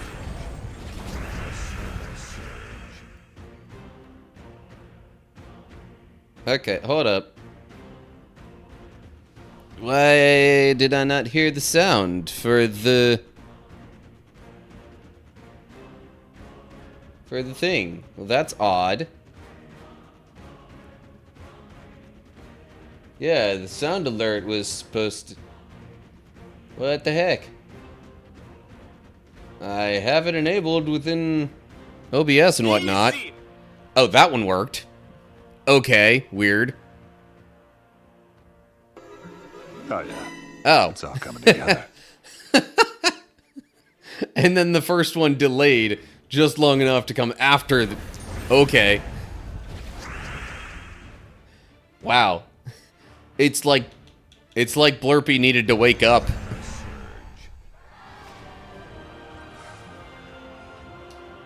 And yes, Blurpy's the little, like, mascot thing for the Blurp overall.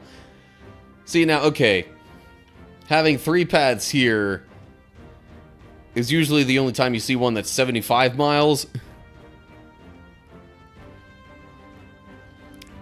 And I think that's the only one you see that goes above 40 at all. So it's a bit of a jump, but we're letting randomness decide, and randomness has chosen the 40-mile path.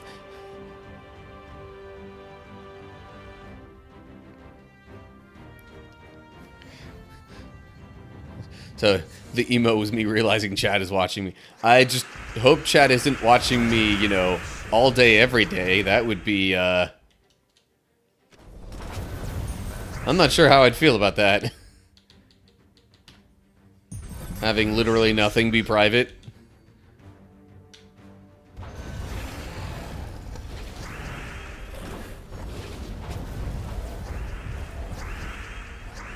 I mean... I may have enjoyed the movie, The Truman Show, but that doesn't mean I want to be in it. Thank you very much.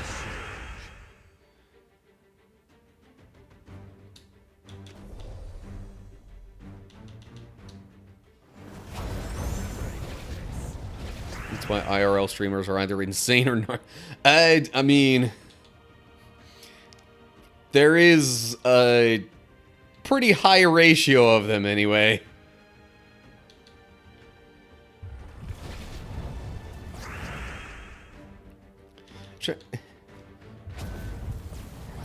I remember seeing something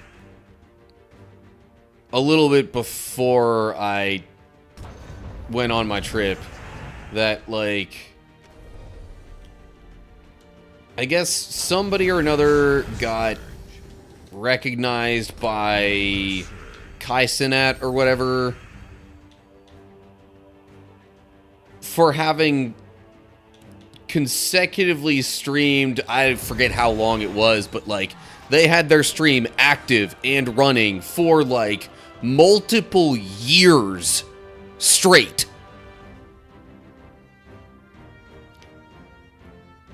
It's how does one even manage that?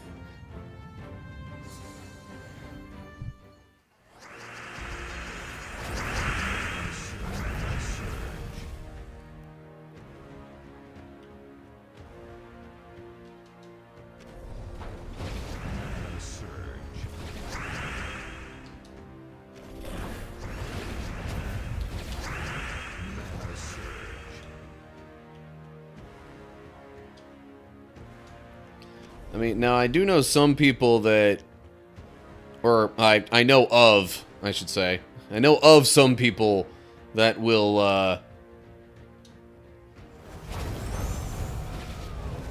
you know, have 24/7-ish streams, but it's usually like, okay, let me just show a bunch of random videos or clips or whatever when I'm not actively streaming and engaging with the audience.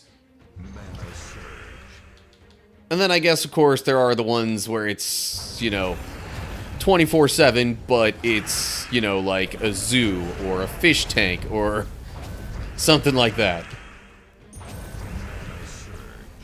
I mean, I actually follow one that is a fish tank. I tend to not watch it very much. Or even lurk on it, because, like, usually when I'm choosing a view/lurk target, I go for whatever, you know, has kind of lower view counts, and the fish tank is pretty much never the lowest.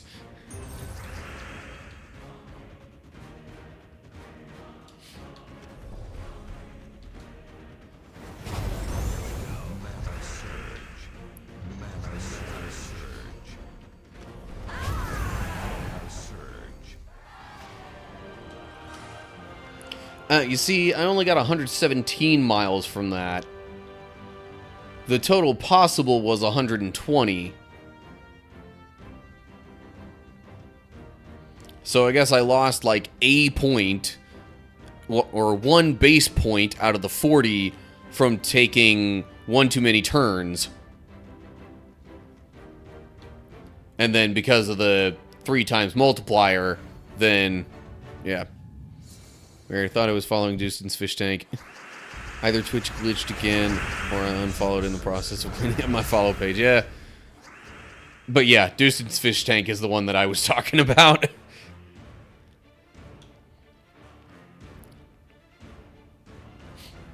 It's weird how his fish tank tends to have, like, pretty much at any given moment, more viewers than probably about half the channels that I'm following that are actively streaming whenever I look at it. Okay, let me choose this spot for my little cross section there.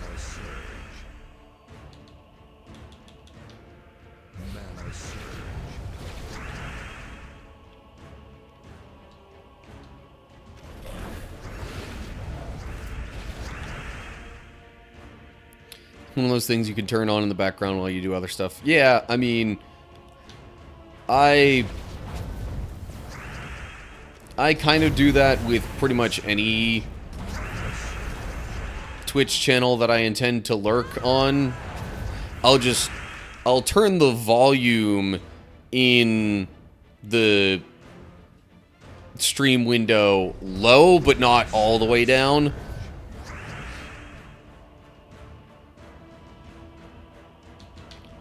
That way I don't forget that I have the tab muted, but I also don't really hear it too much amongst all the other stuff that I'm doing.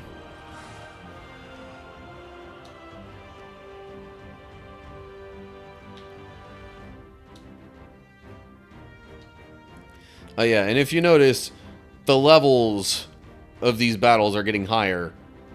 This one's level 200. We started off in like the upper 140s.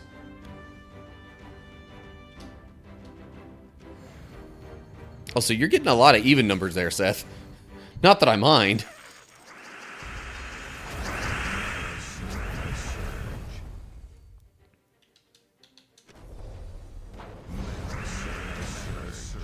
Definitely gonna try and get rid of the Valraven first. Looping this as much as I can. And when it stops letting me loop, then I'll move on to a different attack spell thing.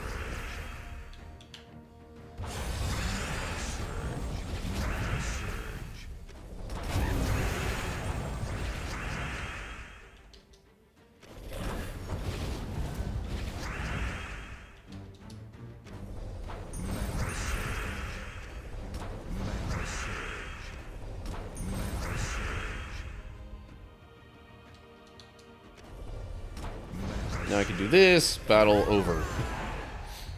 See, sometimes it'll loop like crazy when I do that spell, other times not so much.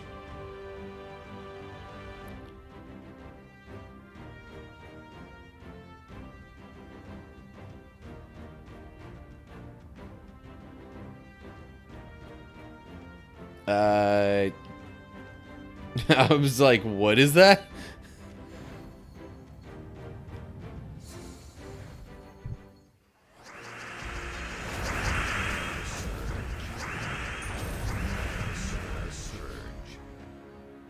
Oh, was that supposed to say Nat 1?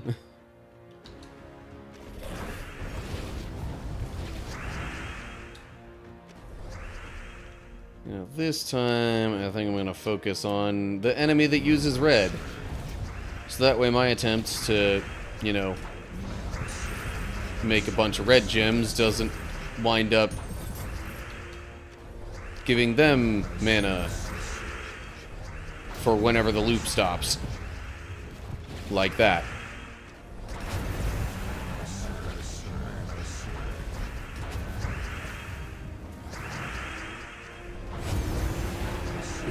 Out of curiosity, do you think you'll be doing a playthrough of Shadow Generations, or did you already do that?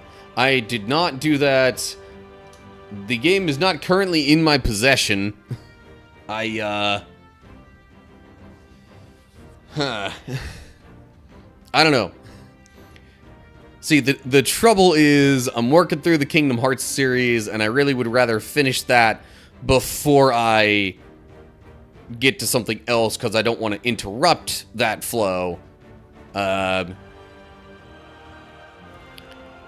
that, I'll be moving on to something else. I have no clue what yet. I would not rule out that possibility.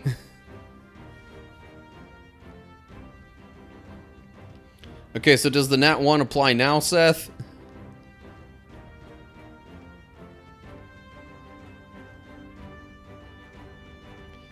Okay. I guess really the worst option would be the lower mileage one, because that means I don't get as far in the event. Otherwise, I'd have to assume the opposite, and it's like, go for the tough battle. But,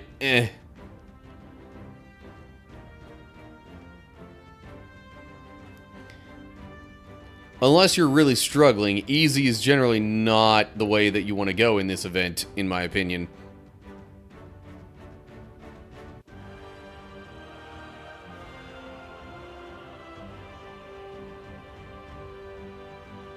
Although both of these will then increase my troops' magic for the event.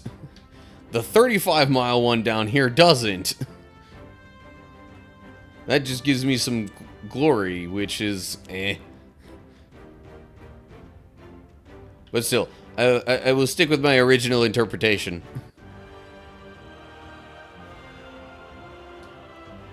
We'll say that Shadow's worth it. Really dialed in the Sonic gameplay at this point. It's even better now than it was in the original Sonic Generations. Okay.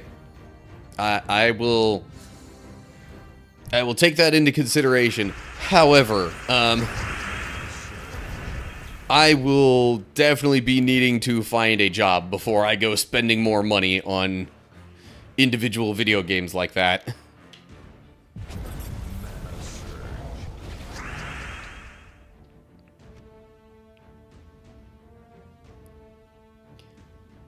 Oh, dude, hold up.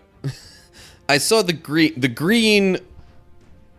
Okay, the green from your comments, Arcone, was showing up pretty much the same as the green from Ferric earlier. So I thought you were still I thought it was still Ferric talking, but no. Hello, Arcone.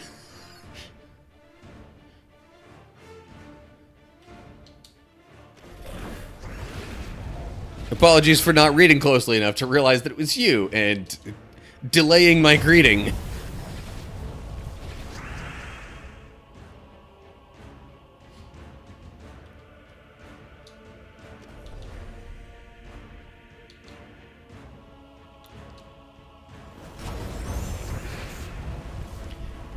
Yeah, I don't know if the I don't know if everybody's usernames show up the same color as they do for me.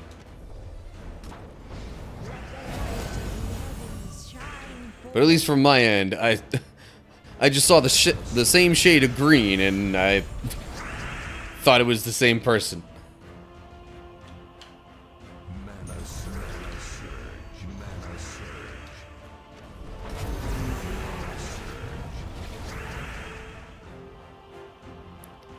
Yeah, so I guess maybe it shows up different for each viewer. I don't know.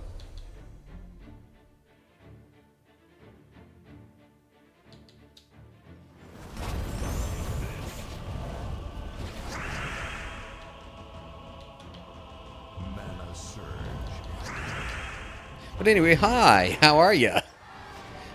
Or, wait, where's the... Hang on. Where's the...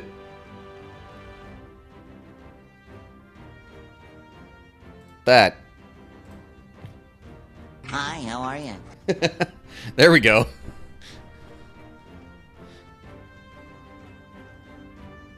Okay.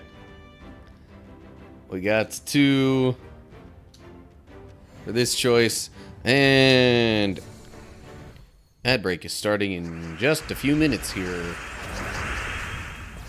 At which point I will do my currently reserved push-ups,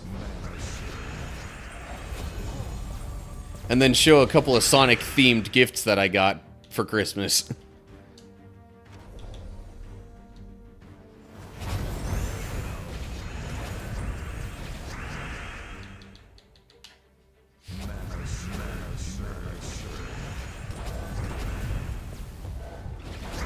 The thing is, since I haven't completely unpacked everything from my trip, they're just in a bag that's like, back that way. In the same room.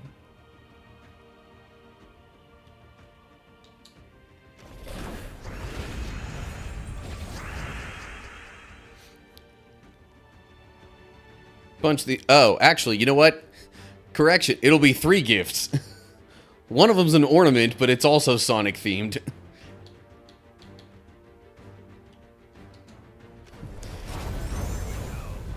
I mean, I guess if there's one thing my family knows I like, they know I like Sonic the Hedgehog. And I mean video games in general, but especially Sonic the Hedgehog.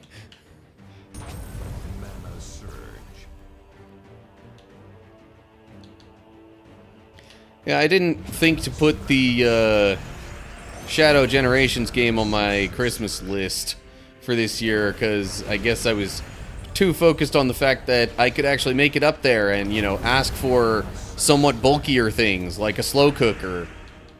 That would be really awkward to try and take on a plane with me.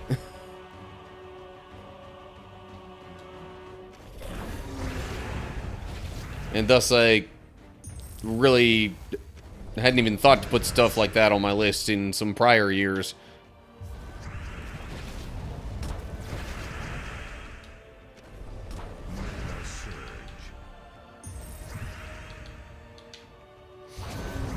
Okay. Ads are Ads are gonna start pretty soon on their own if I don't start them myself. So I think I'm just gonna run them myself.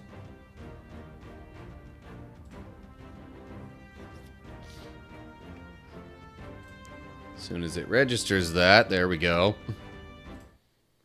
Alright, then we'll go to this window and do the usual stretching and hydrate and all that good stuff.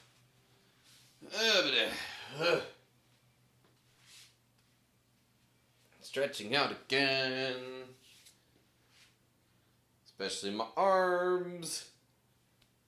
Because I'm about to do push-ups. Getting some water. Oh, and in the meantime, let me go to my bag here and get those gifts I was talking about. Right. There's the other two. Okay. Hang on, I need to... I'm trying not to reveal them before I sit down, but then I have to put them somewhere where they're within arm's reach then.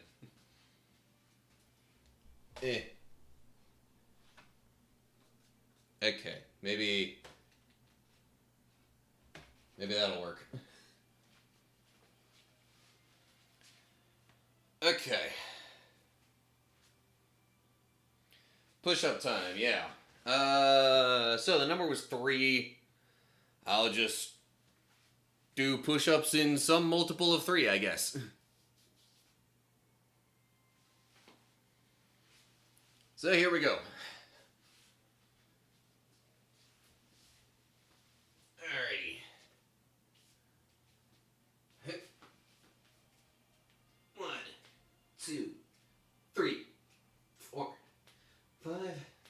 6, 7, 8, 9, 10, 11, 12, 13, 14, 15, and that feels like enough for now. Okay.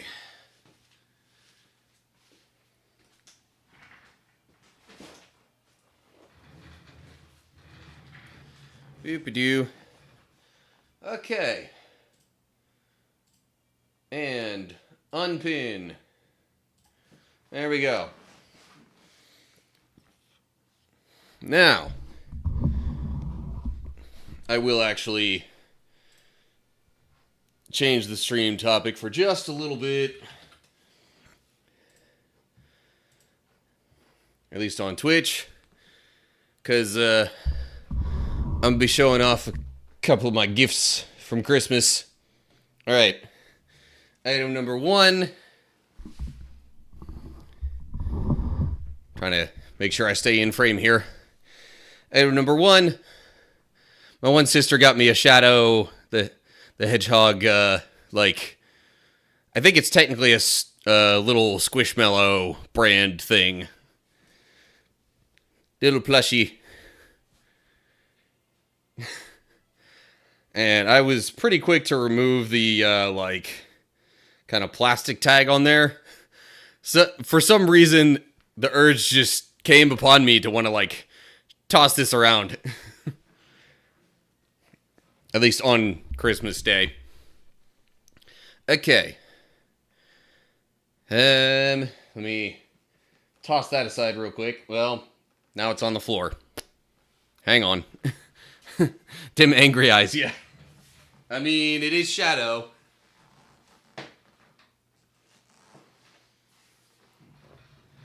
Okay, tell you what. I'll put that there for now. Second thing I will show is the ornament that I got, which pretty much is meant to look like the original Sonic the Hedgehog game cartridge from, like, you know, the old Sega Genesis days and whatnot. It's not quite, you know, the actual size, but it's close enough where it's pretty much got, like, all the art details.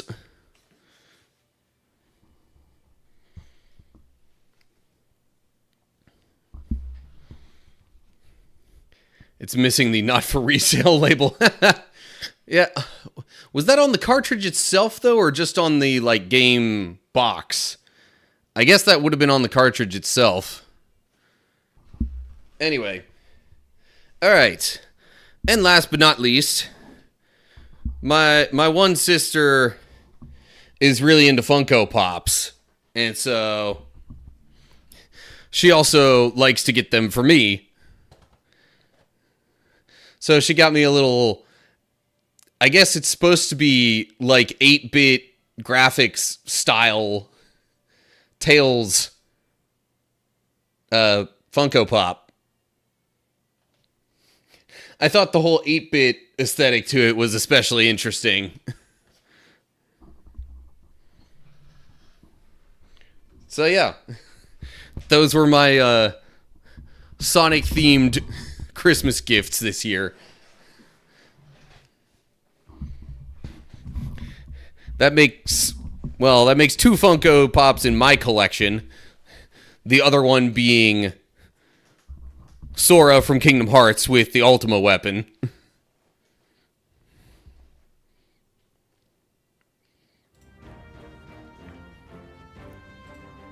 Anyway. Alright. Showing off is done. Back to the game. Okay. So the next roll is a 3, which means we're doing the 25-mile path here.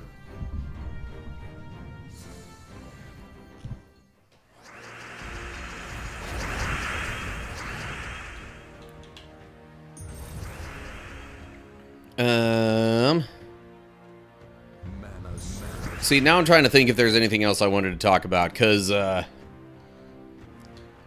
probably only going to be like another hour to an hour and a half that I keep the stream going tonight. I still have the usual... See that you can change the battle from normal. Yeah, so like... With that, it essentially boils down to... If I have a bunch of sigils left, but the battles are getting too tough for my team, or just for me in general, then I can choose to use more than one sigil per battle in order to give extra stat boosts to my team.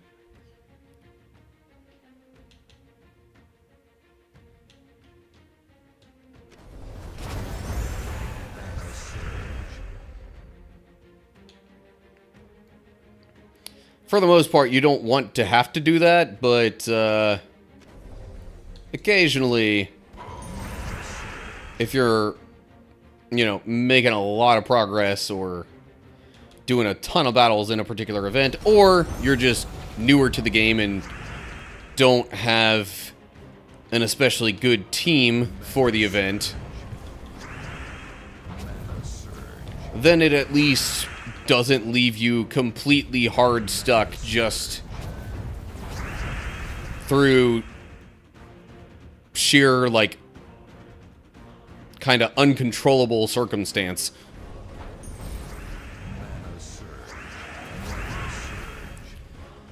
How about ending tonight with a round of the Birth by Sleep command board? Well, if I'm gonna fit in any of that, I should probably stop doing this, like, ASAP. And if I'm gonna do that, I'd probably do it on the Ventus save file instead of the one for Terra. I haven't unlocked too many command board options with Terra yet.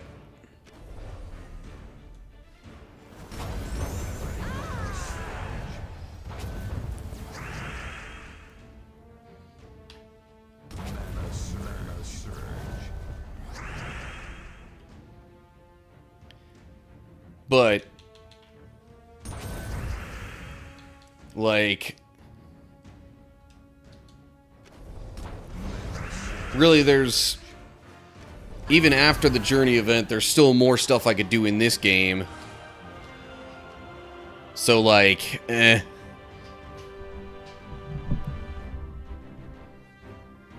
Which is why I said possibly, yeah. And I'm thinking, probably not.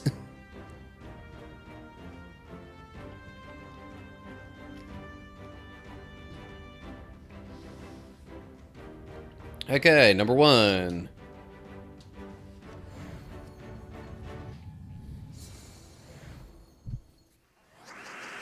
So yeah, even the, well, we got this, then we are done with the main pile. Yeah. But, given how things have gone with the command board sometimes, like, that has pretty easily stretched over an hour.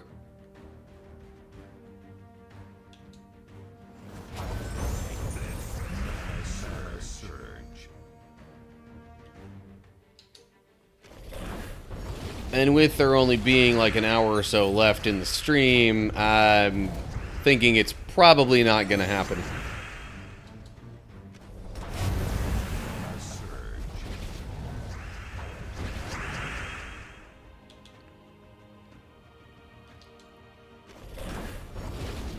Again, not completely out of the question, but yeah. Mana surge. Mana surge.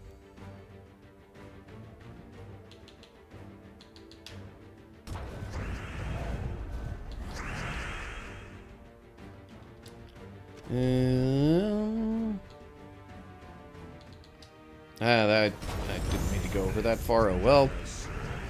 His life today doing his last week of Inscription. Oh, did we raid Drewski before?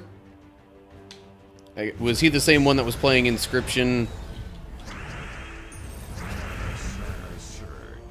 Because I can only think of one person I've raided who was playing Inscription.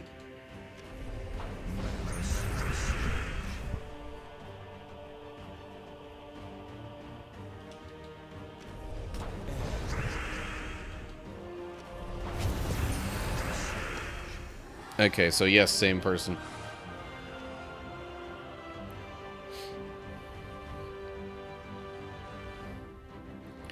May need to dip out soon on my first Fantasy Critic League draft tonight. Okay.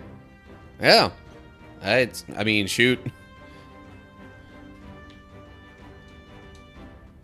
I appreciate people stopping by just because I realize there are plenty of other possibilities for things to do.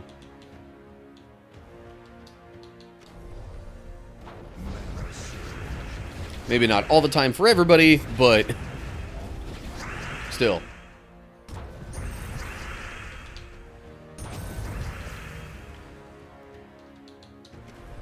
All right.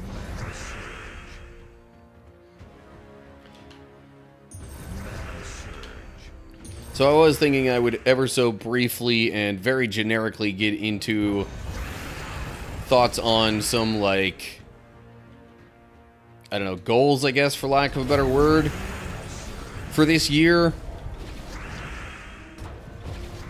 Because really all that it boils down to for me is just trying to hit certain, like, follower benchmarks as far as the content stuff goes. I mean, obviously, outside of that, I gotta find a job, get to the living situation a little more squared away. And, you know, IRL schedules and whatnot. But, you know, as far as channels and stuff go, I really don't think it would be, you know, super unreasonable. So wait, is the 6 for this one or the 4? I would think the 4. I just didn't remember us completing the 6. You know, wordy girl, she's in the same boat. Oh. I do. I mean, I don't know her super well personally, but I definitely know of Wordy Girl.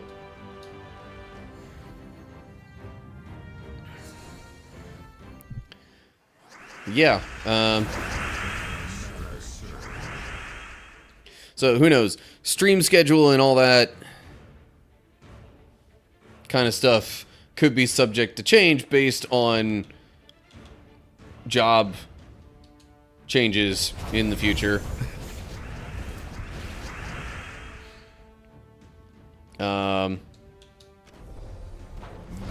But still, generic goals for YouTube and Twitch pretty much come down to YouTube. I'm hoping by the end of 2025 that I could get to 500 subscribers, because it's currently just a bit shy of 350. And even just with kind of the rate at which that's been going, it seems reasonable enough to me that we would get to that point, but, like, also not something I would quite be willing to just outright assume.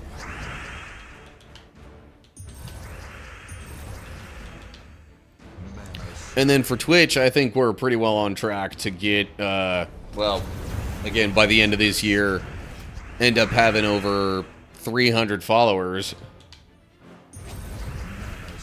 Obviously, big picture, long-term goal for my content would be to be able to just, you know, get by and make a living purely off of the content and streaming and such. But that's still quite a ways off. Okay, number is 5. We'll do the first path here.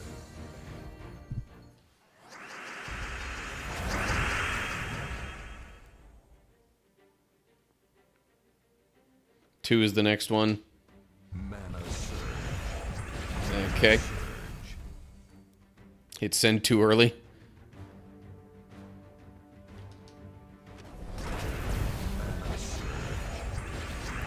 Yeah. I feel like that's got to be even more of a pain, trying to engage or, you know, trying to be active in Twitch chat on mobile, because autocorrect is always in play then, and always potentially messing up what you're trying to say.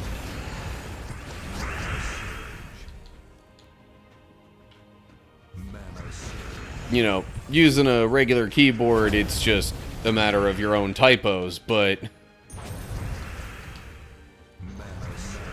yeah, on mobile, you got autocorrect stuff possibly changing what you typed in addition to that.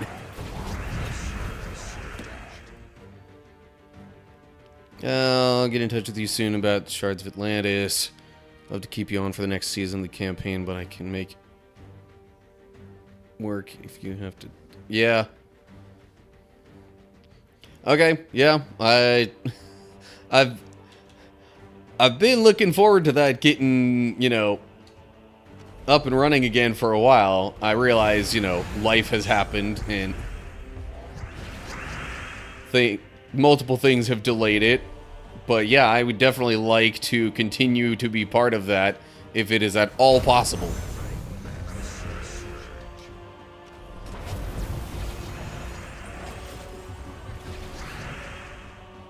Life is having a kid in a few months. Yeah. Yeah, I guess that's certainly been part of the delay.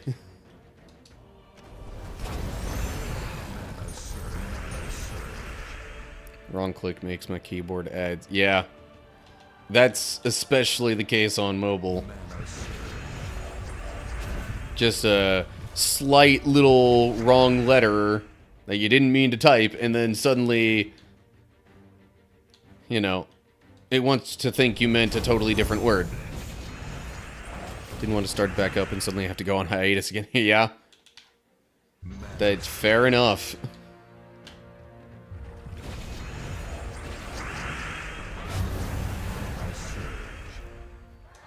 Did I resolve the 2? No, not yet. This is going to be taking the results of the 2 roll.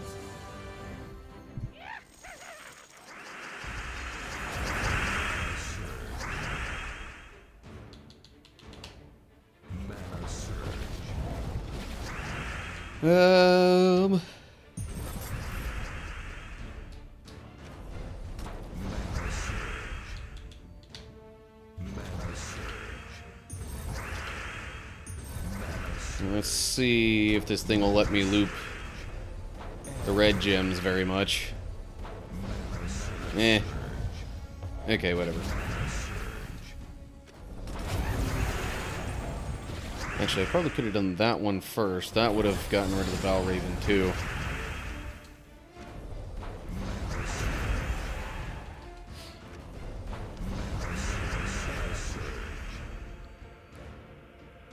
M15 is when I try to be prepped for Drewski.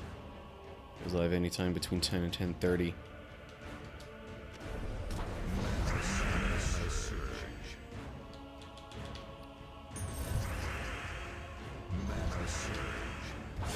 Yeah, I am also on Central Time, so I guess it would be, but you're on Eastern Time if I remember right, Seth, so yeah, it's between 10 and 10:30 for you, but it's between 9 and 9:30 for him and me. A good thing 8 and 4 would be the same result. At least in that case. Or is 4 the next one?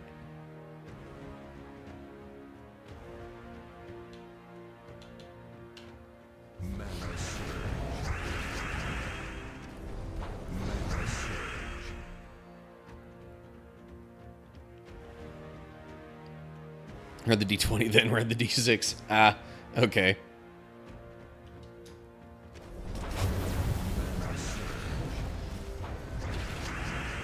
Alright, well, I mean, like I said, in that case, it was the same result anyway.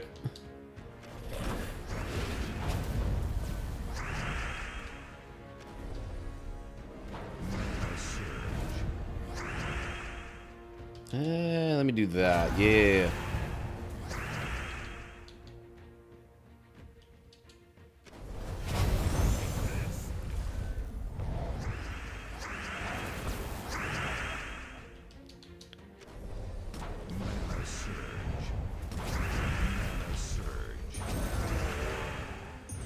So,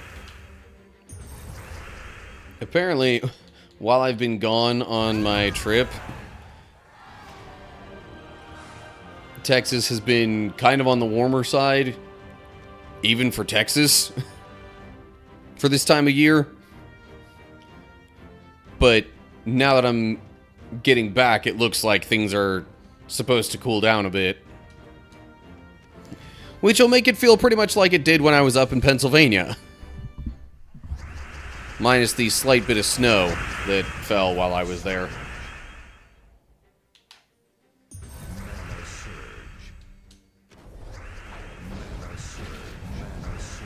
Already in the level 230. Yep.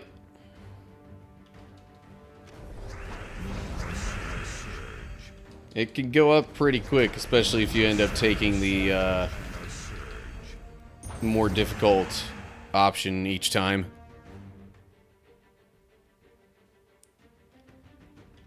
And that's the thing, I figured I'd be running into some ravens that would give me more sigils.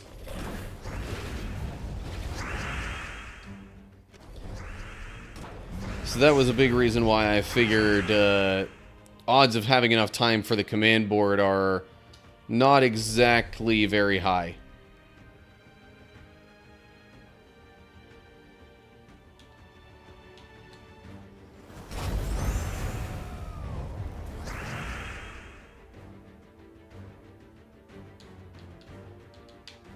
Mana surge.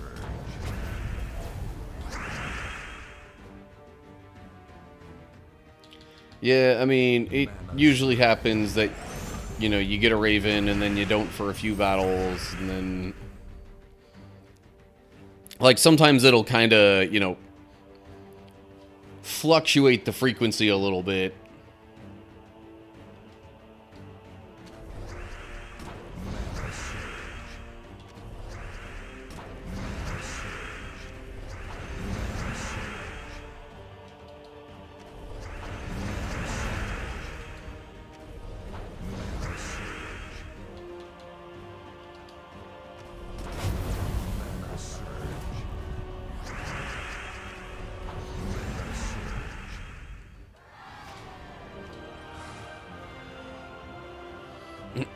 Alright, we have 3 choices this time.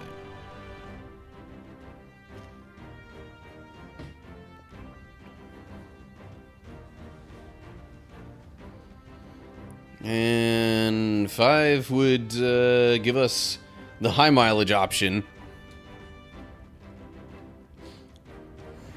But I might not finish it in enough turns to get all of the miles out of it.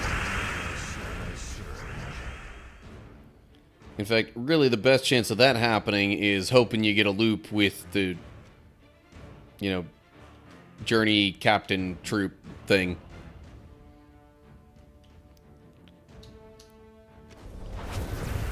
But I would like to... Oh. There's a leaf storm going on. That's why I'm not seeing a ton of red gems right now.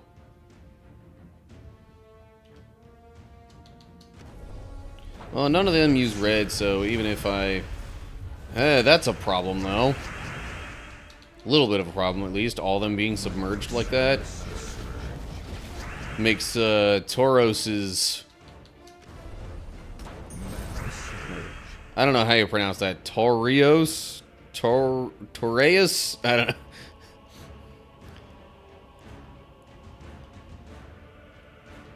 Makes that particular spell a whole lot less effective. Because anything that directly says it'll damage all enemies... Yeah, the enemies being submerged kind of gets around that and makes it so they don't get damaged.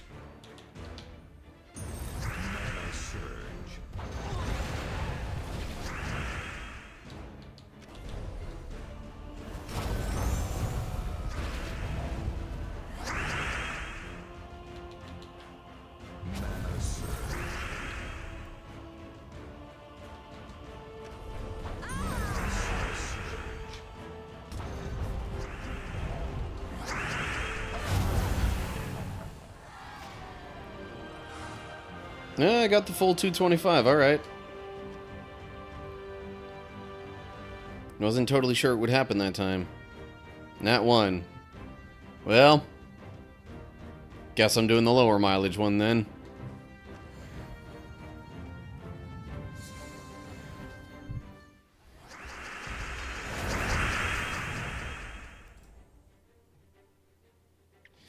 Also, random note, I'm never sure whether, like, for the YouTube end of things,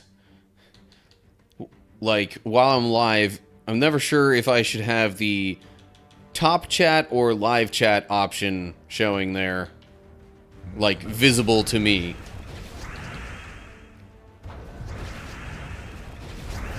Like, I think top chat is supposed to essentially be the same, except it, like, filters out some things that you probably wouldn't want to see anyway.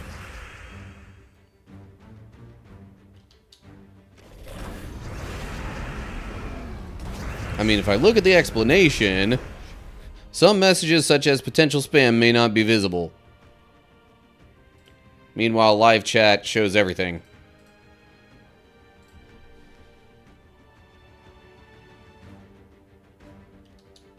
Again, according to what I see on YouTube there.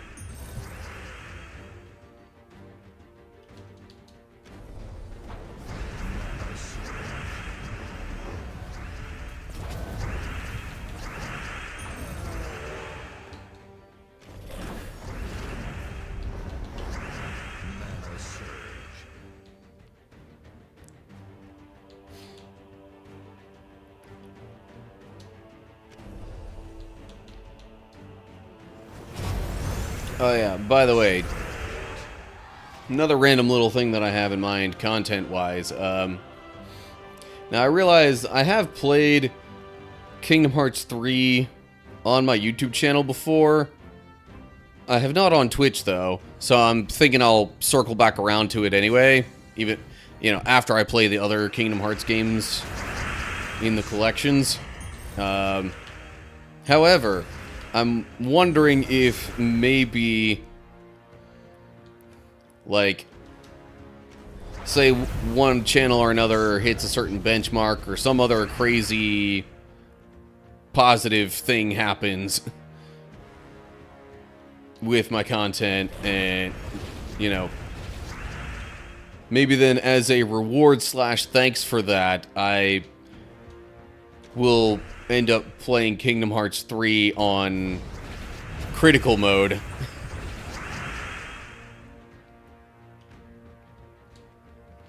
Normally I'm not one to play the higher difficulties in the games, but yeah, since I already did Kingdom Hearts 3, I figured revisiting it I should at least go with proud mode. Or, you know, do something a little bit different or more challenging, probably.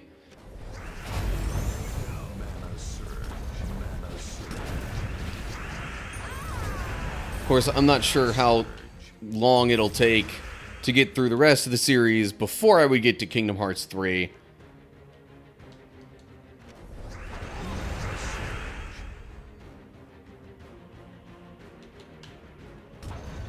I just figure that, like, it's not going to be that long.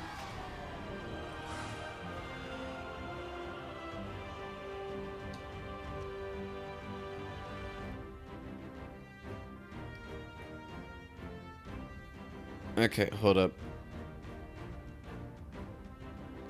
Okay, I think we resolved the 2 in there. And the Nat 1 is what I'm going with. Which, in this case, is the same as a regular one.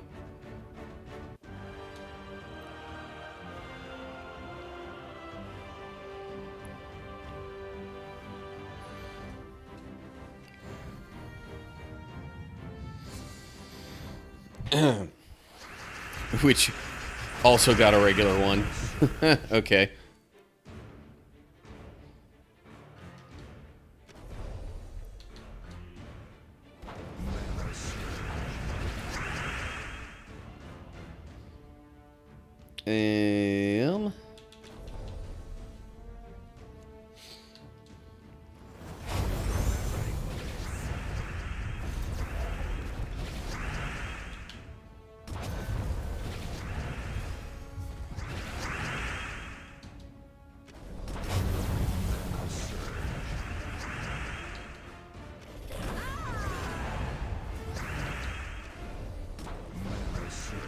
So anyway, yeah, just a thought in the back of my mind to potentially end up playing Kingdom Hearts 3 on critical mode. Although I've played through the base game on critical mode before and cleared that. However, the Remind DLC, oof. Doing those data battles at the end on critical mode is rough.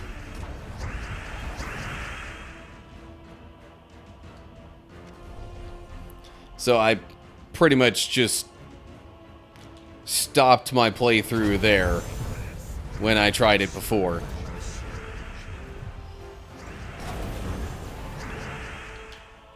And I'm talking like I had everything I could maxed out.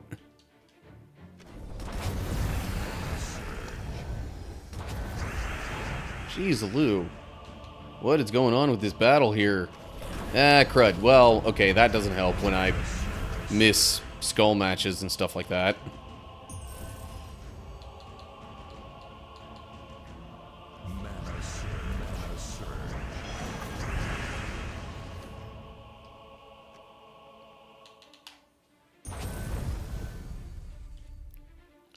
Okay.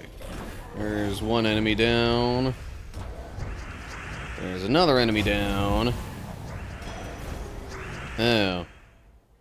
Okay, that eliminates attack. Which means I'll have to rely primarily on my spells to deal damage. If you lose, you may need to increase sigils. Yeah. Although sometimes it's just kind of a fluke battle where like a lot of stuff just happens to go wrong.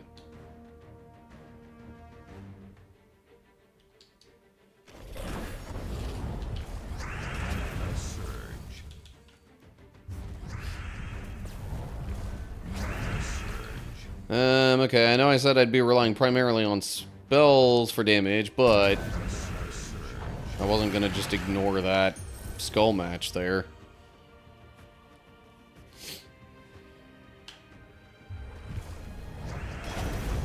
Oh my gosh, really?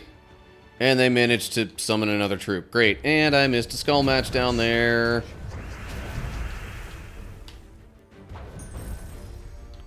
Now I'm accidentally doing a whole bunch of things that are not helping my case.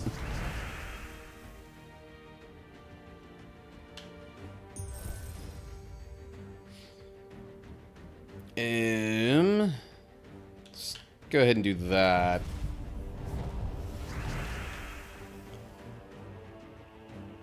It's gonna explode those. That still won't have an effect on this.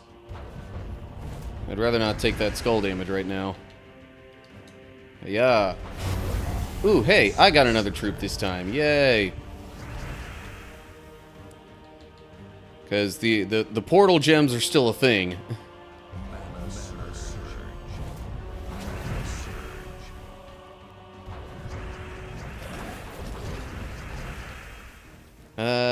Give 39 magic to a random ally. And summon a random book. Okay. I'll take summoning more things. Oh, and then I could do that and get another summon. Hey! Suddenly, this is looking a lot more doable again. Oh, man.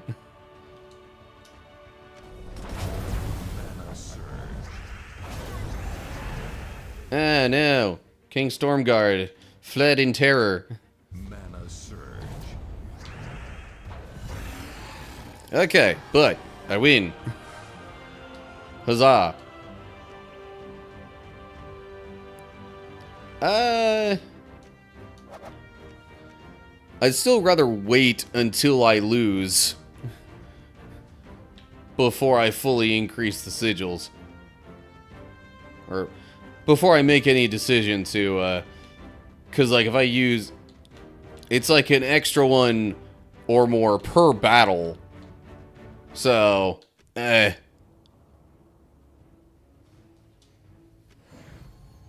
Again, I'd rather not do that if I don't have to.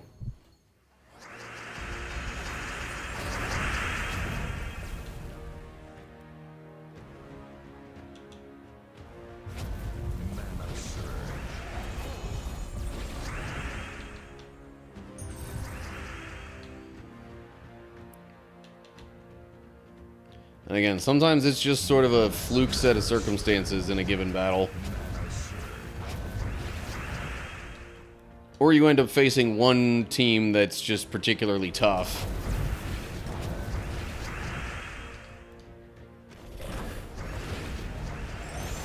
And not just for a reason that, like, it's a really high level. Sometimes it'll be because, like, oh, it's goblins, and they, just by nature of being goblins, get a whole bunch of extra turns.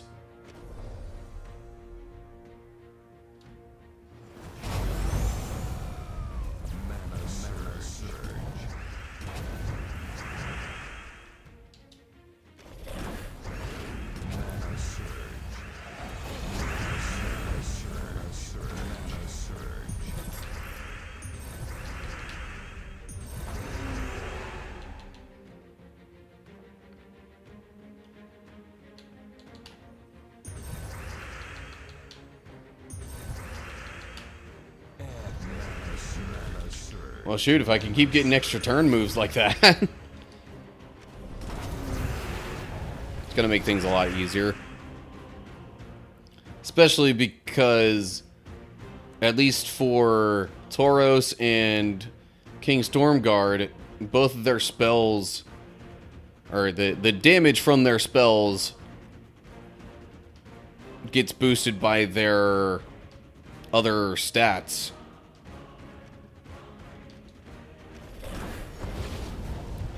And I think because of one of the traits on my hero, all allies gain 2 life on 4 or 5 gem matches. So yeah. That just adds to their damage then, essentially.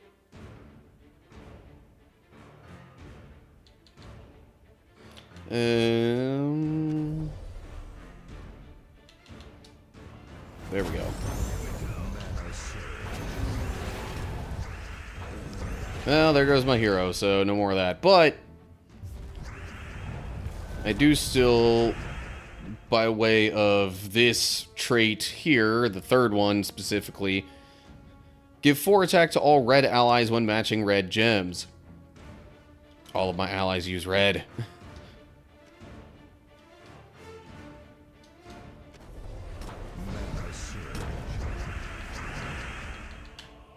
So, yet another method of damage increasing for this team.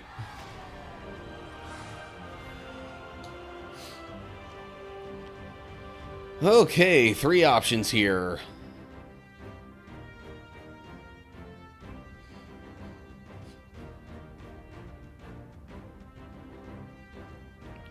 So these 2 are going to be dwarves, and then this one's probably... What's the theme for that? Probably mystics. Okay, 4 gives us the 25-mile route.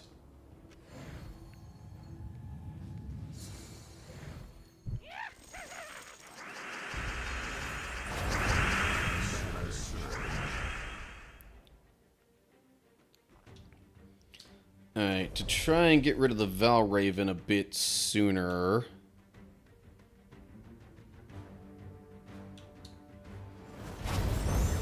wait, nope, that didn't go quite how I hoped it would.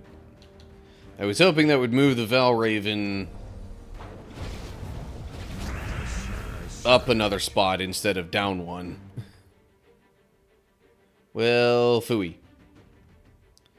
Alright, fine. I was hoping to move the Valraven up a spot to where it would be one of the ones hit by King Stormguard. Because his spell only hits the first two enemies. But I just realized, or just remembered, that this thing says jumble the enemy team. It doesn't say that it shifts them in a certain direction or another.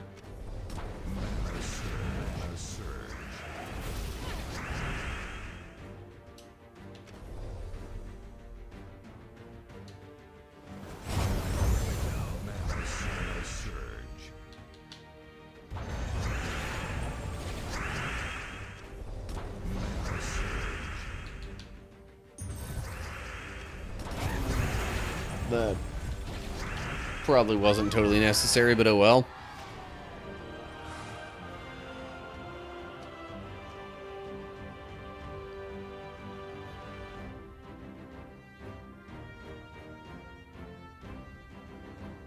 So yeah, what I was initially thinking was that after doing this journey stuff, I would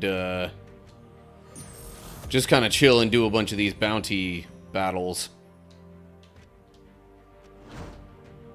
But we still haven't used all the journey sigils. Matching order. Match for the first 4 turns in enemy play order. Meaning that each of the first 4 matches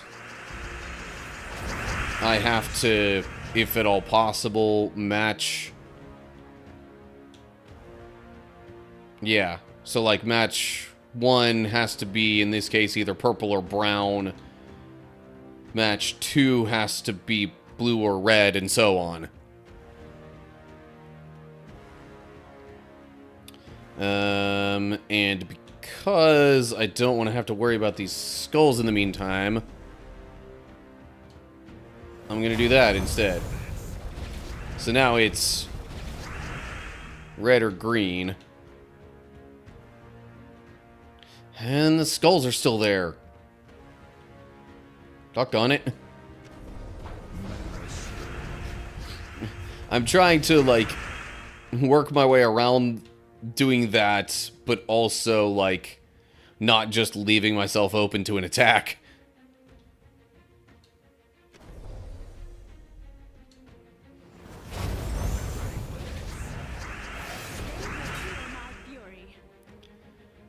Okay. Red or blue? Well, there's a red.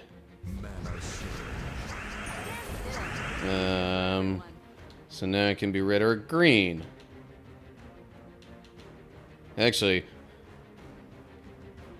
matching red is generally a good thing for this team because of stat boosts and whatnot. Okay. Purple or brown. I matched brown. And then I'll go ahead and... I'm really just trying to get this out of the way. So then I don't have to worry about it for the rest of the battle. Okay.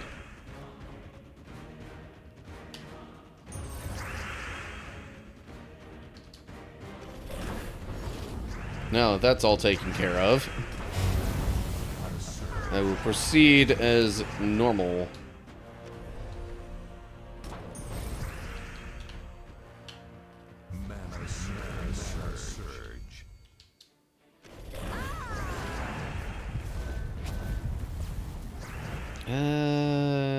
Okay. Yeah, he's probably gonna be the more problematic one. 70 damage to all enemies versus only to one that just happens to get boosted by gold.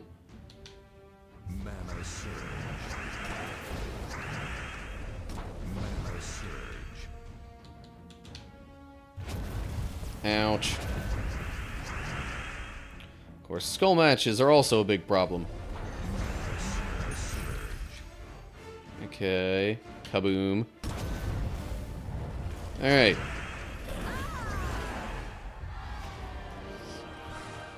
Alright, still winning so far. didn't get the full mileage amount from that, but still.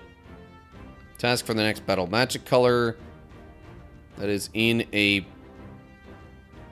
prepared... What do you mean prepared spell?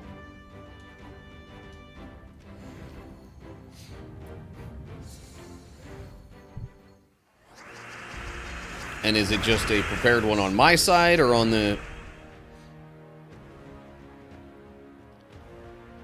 So, like, right now, if I match red or green, it would count toward that.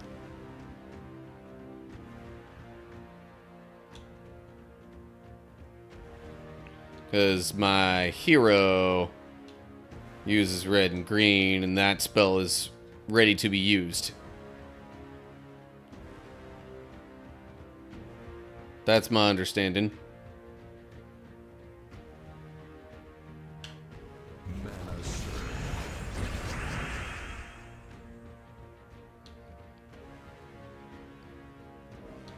And there's yellow. Because this one was ready.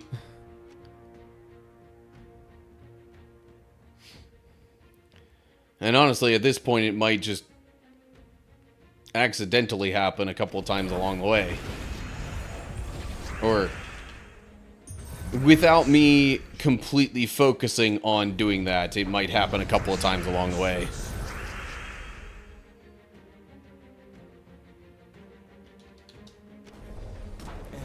Trying to get rid of this guy first, because this guy can summon other troops.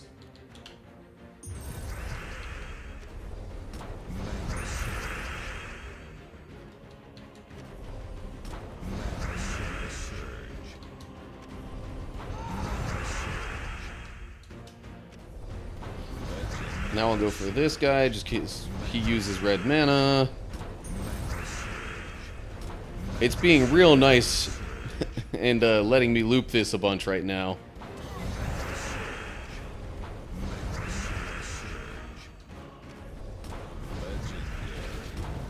Okay. Now I'll do this to mix it up.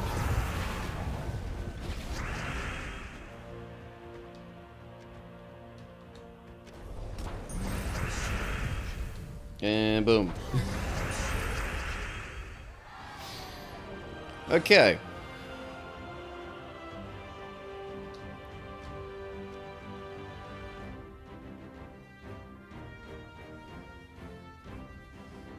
Alright, 4 means I go with the slightly tougher one.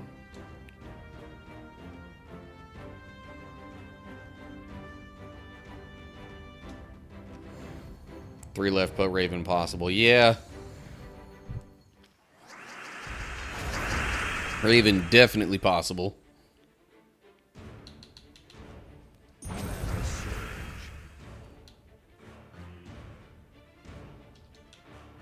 I can't target the one that uses red. And with these troops being Fey, then hold up, was that one challenge still supposed to be in effect?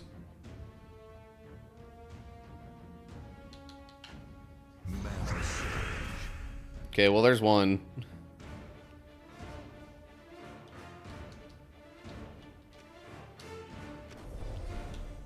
There.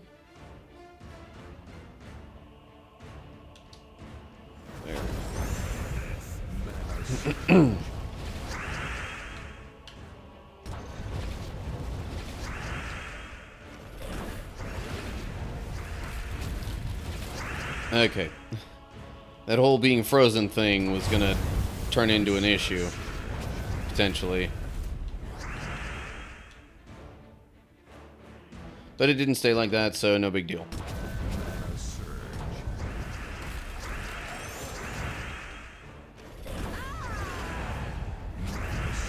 Yeah, but now my hero's frozen.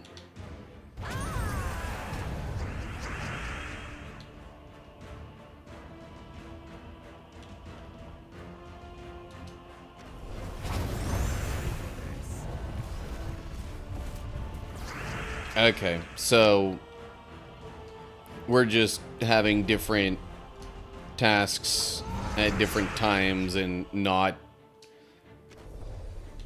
reusing them for multiple battles. Gotcha. Or at least, assuming that's the case, then gotcha.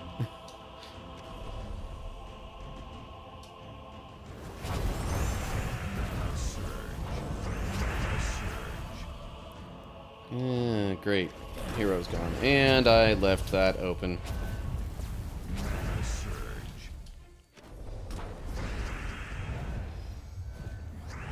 Really need to be a little more careful with noticing extra turn moves and not leaving them for my enemies. Alright, hard test. Match 0 gems of a color on heroes due to human for 3 turns in a row.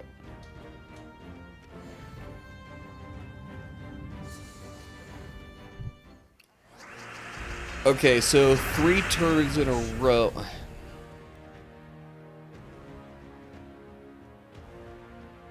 Match 0 gems of a color on...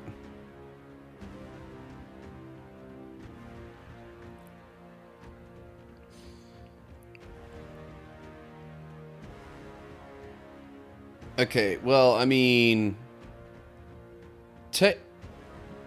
How are we defining the word hero here? Because in-game definition of hero means pretty much just this particular hero troop person that I have on my team.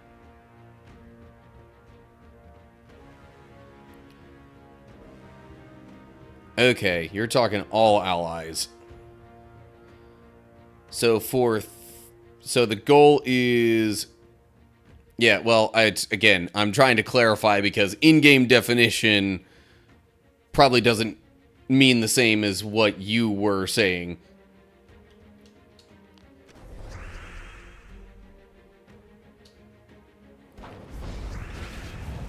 So, for 3 moves in a row that I make, I'm trying to not match any of the colors on that my team uses. Turns, not moves, right? Okay. So, okay. Brown, not used by my team.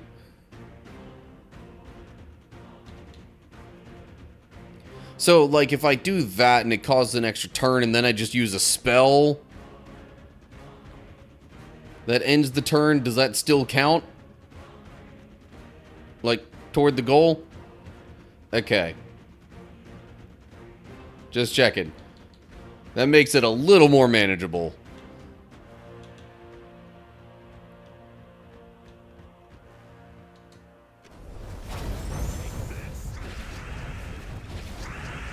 Okay, another brown. Now, okay. The... chains and you know what, you said chains are allowed, so even if I know that matching these brown gems will cause these yellow gems to be matched, that still fits the requirement. And then I guess I could do skulls here and then we're good. Oh, but it has to be turns, not just the moves.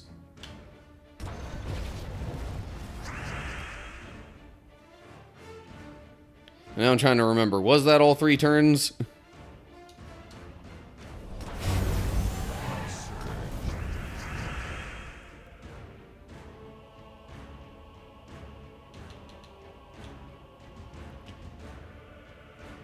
Just to be sure, I will do this. And... okay.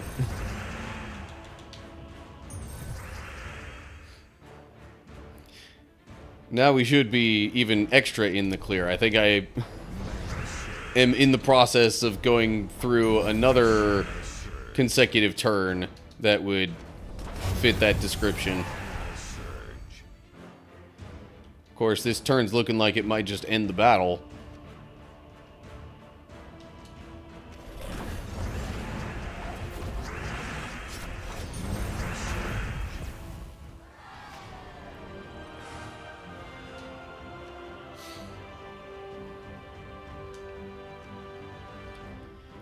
Alrighty, one sigil left. And we have 3 options. Option number 1.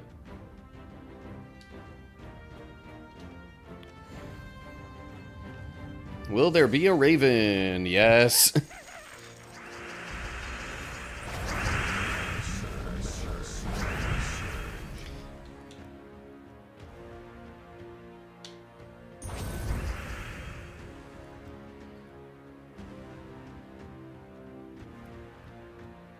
Okay.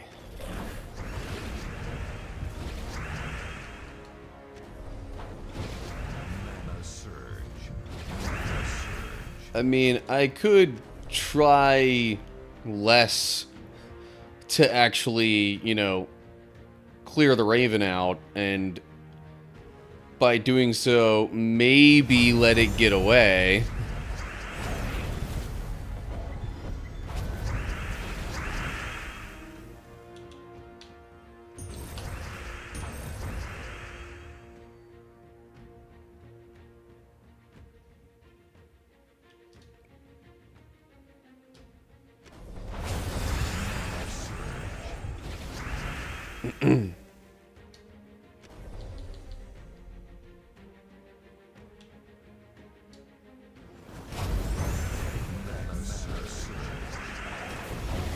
Oh, jeez. No, King Stormguard. He got turned into a big bunny.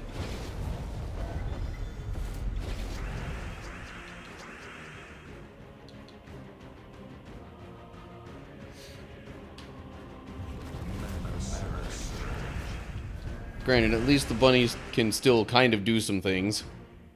None of those enemies are knights. So, no devouring chance. It's just 36 damage then. Which is not a ton.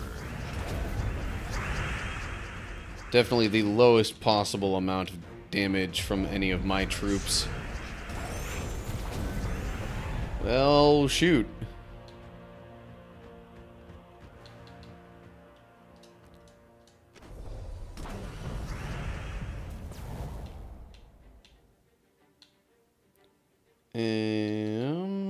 Yeah, I guess that's helpful. Okay, Valraven defeated. Mana surge. But just the Valraven, not the whole battle.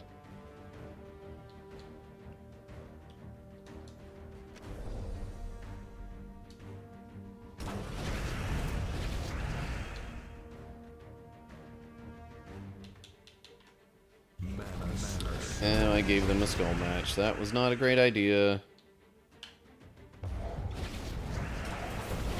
Yeah, I do also need to actually win this battle in order to get the sigils.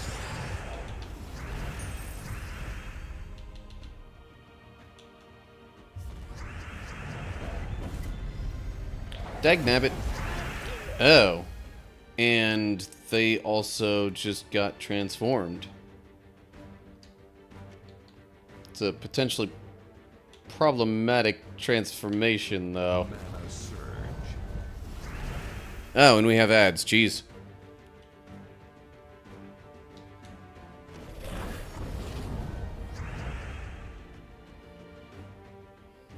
Trying to complete this battle. Surge. Mana surge.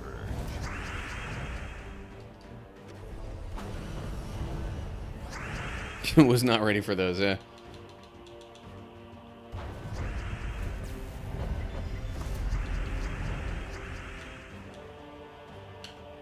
Mana surge.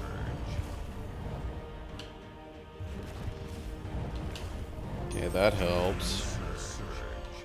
Although, those skulls dropping in is less helpful.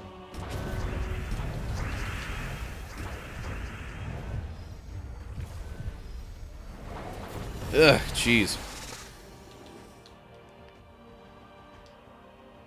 And that's only gonna do 60. I need to do a little more damage. Mana surge.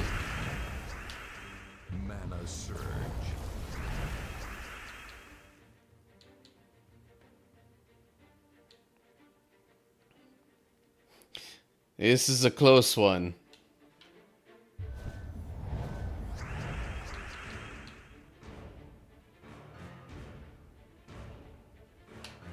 Mana surge. Uh, Mana surge. okay. Ha! I win. Still. Only got 45 miles out of that.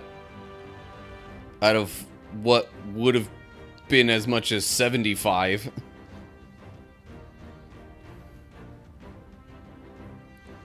New task match. 6 lightning bolts in a battle. Okay. Interesting. Okay. And it looks like we're doing this battle right here.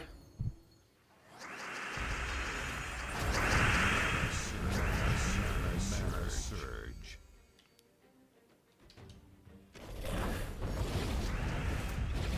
So I have to intentionally match the lightning bolts. They can't just, you know, it can't be like what just happened where they pop in and are automatically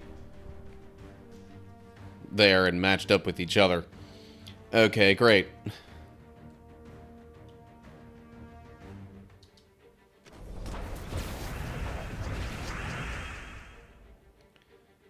It is not currently possible. Also, this enemy can be quite a problem. Although, so can that first one with the skulls it creates. Or is it this one that... 25% chance to convert a purple gem to a skull. I guess it's both of them, actually. See,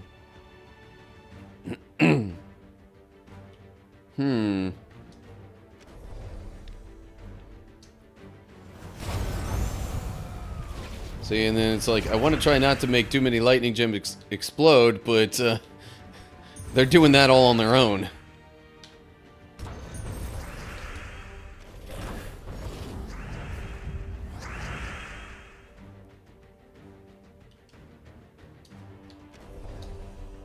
Okay, there's one skull creator down.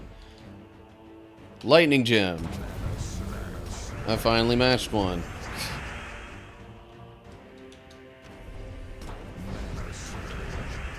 Come on with these skulls.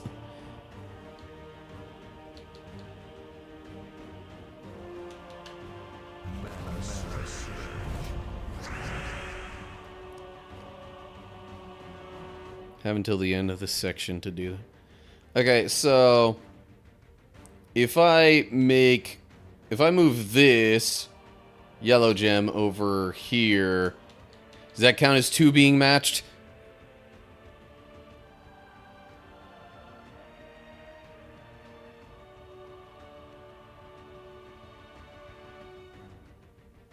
Yes, okay. So now we've got 3 down.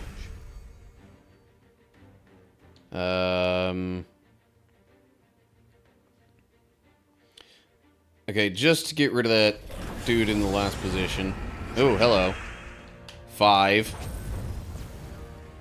have been matched. And to still give myself a chance... Does it have to be within this battle, or... You said I have until the end of the section.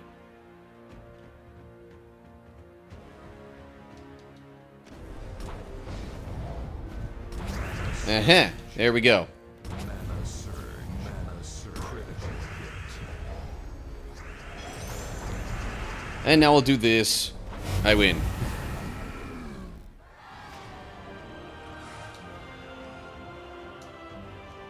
Only 57 miles traveled.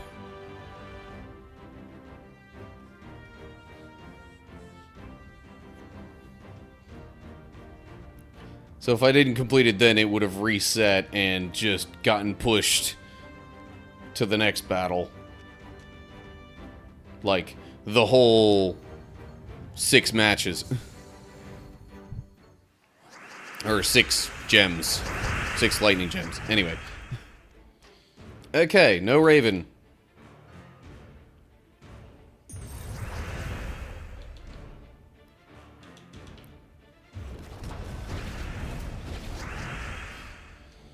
Ugh,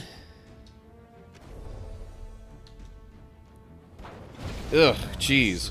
Why? That was exactly the reason I wanted to target him, so I could hopefully get rid of him sooner and leave him less able to do that kind of stuff. In response to what I'm doing. Anyway. Okay.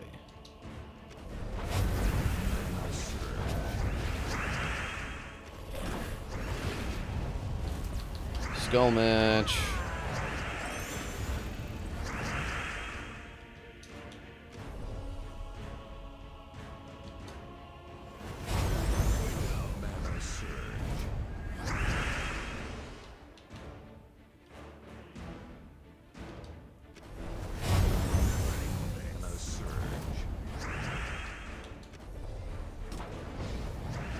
Doggone it. Did the same thing again.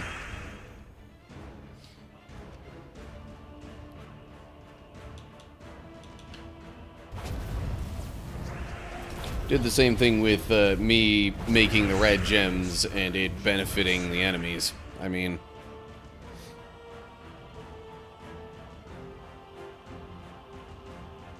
Three set options.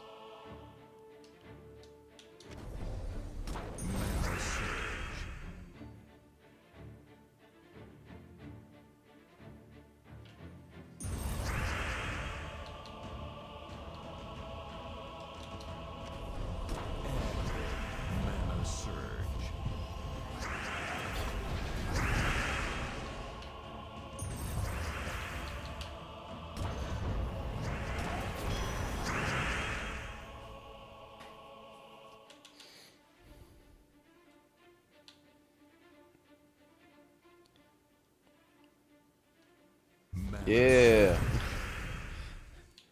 I got a bunch of lightning bolts and an extra turn in that one.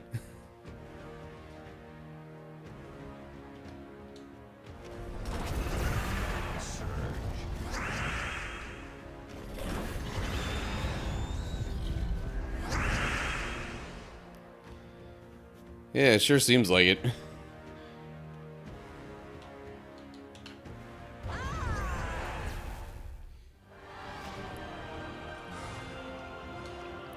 Okay, well, I have used all of my sigils for this event. Actually, speaking of that kind of stuff, let me make sure that I claim all these seals here for the... Anyway. Huh.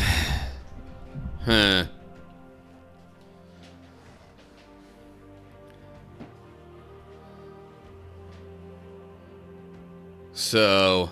I do think command board stuff would be pushing it a little bit, especially... I got time to do a shorter point total, maybe. And... Okay, maybe if, like, I... kind of... Maybe if we set a time limit on the randomizing of things or whatever...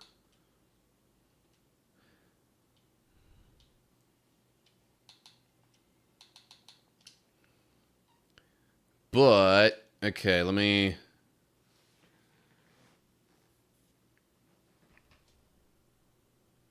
get into the game here and change the category on Twitch. I'll just say it's that, because that's technically what it is. And, okay.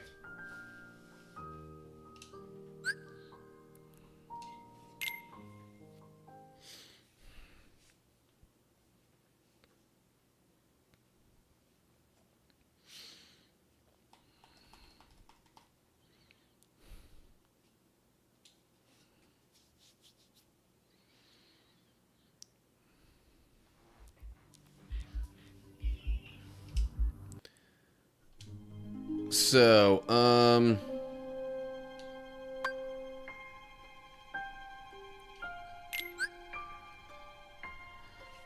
I do wonder a little bit if I can just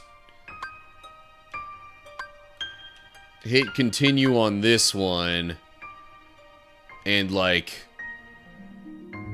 backtrack or, like, kind of leave there.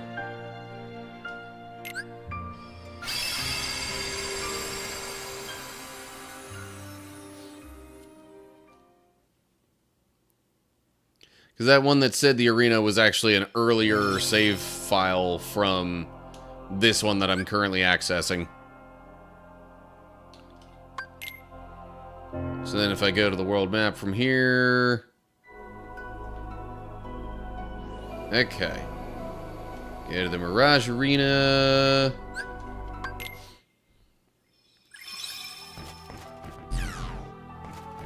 And then we go over here. Command board. Okay. I don't think we saw the... Okay, we did the tune board. We tried the spaceship board, and that was not fun. I know for a fact we did not do the honeypot board. So that's probably the best one to do.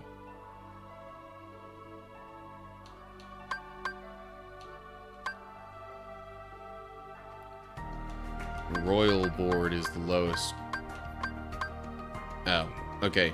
Royal board with the lowest point total. I'm trying to think if we... Maybe we didn't do this one yet. I don't know. Okay. I'm good with that, I guess. And then we go here and start. Yes.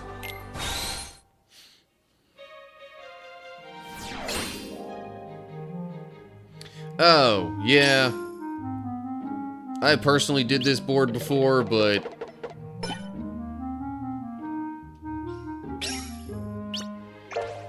All right.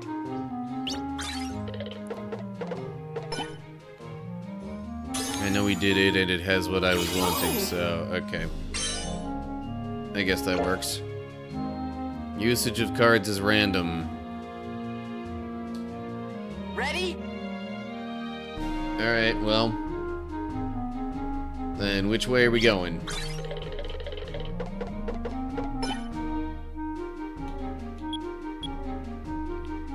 Oh, we've got 3 options, actually. But one has us, well, hold up. Okay, if we're doing it in reading order, then... one would have me going up. And immediately losing some points. Whether I go left or right.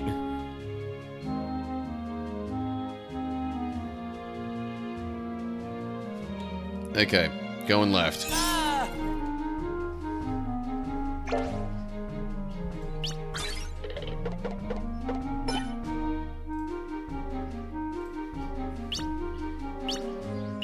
How nice. If you want to use cards, it's random.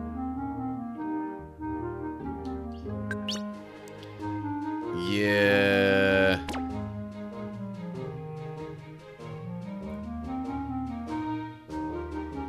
Alright, you know what? Let's take a chance. On using some cards here. So there's 4 possibilities. As far as what I could use them on.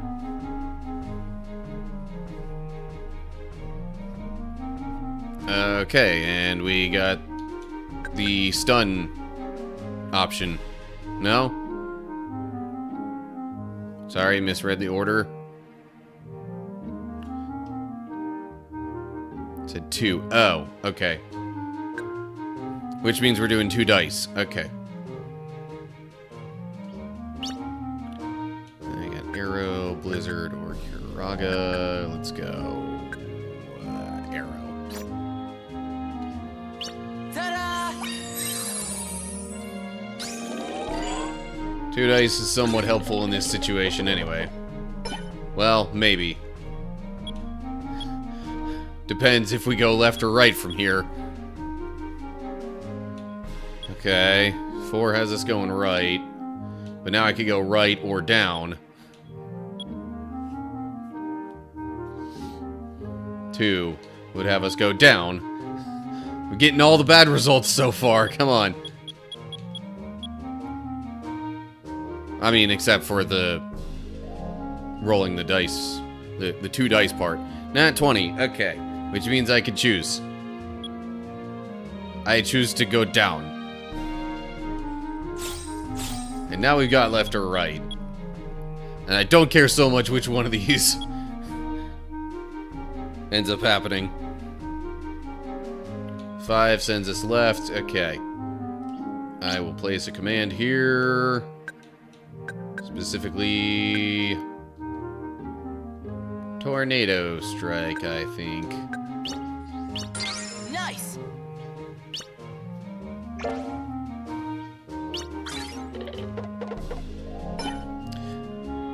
Yeah, so many rolls, and waiting on them was part of why I was thinking this might take a while. Nothing I want to do from the hand this time. Don't want to use up too many cards and have none left to, you know, claim any panels. Yeah. But now we'll be lacking rolls for a little bit.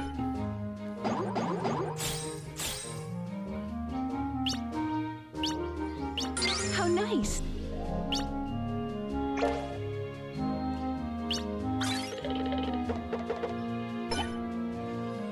Thank you. Ooh, it's a Joker.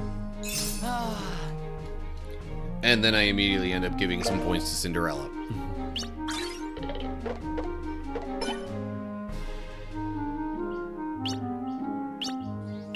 Oh, Yes, I will be using said Joker now, I think.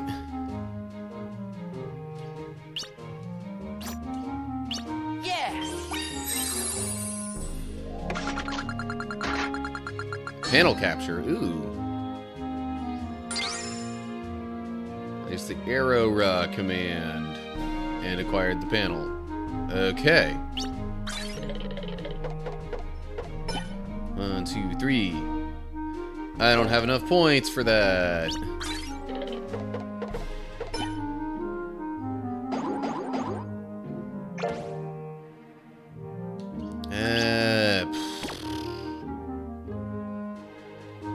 I mean, more dice would be kind of helpful, and it's got to be either 2 or 3.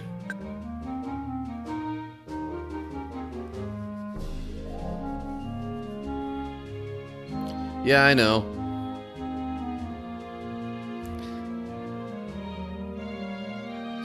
Which means we're doing 3 dice.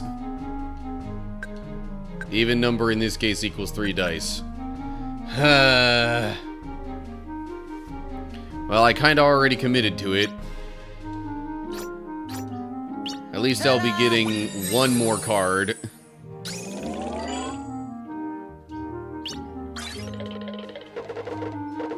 Wow. And I got 2 1s out of that. Well, that's kinda crummy. Okay, we going right or down?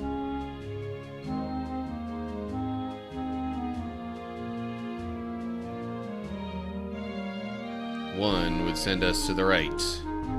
Okay, and again, right or down?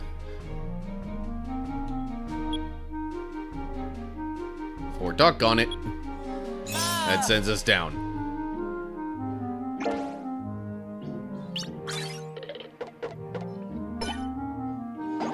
how nice.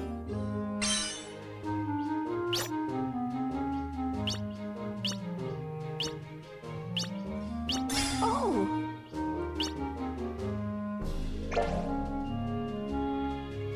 Okay. No, I don't want to stun. I'd rather save that card. Okay, so now we got left or down.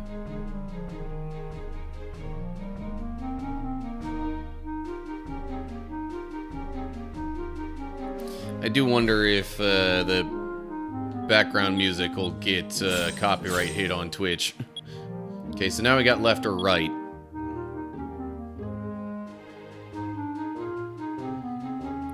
4 again. Okay. I guess I'll level up this panel. Thank you. One of the more valuable ones that I have anyway.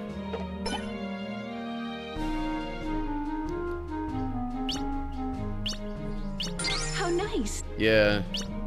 That's a big problem with, you know, playing a lot of Kingdom Hearts games, is that, like, you know, there's a lot of potential copyright stuff involved. Oh,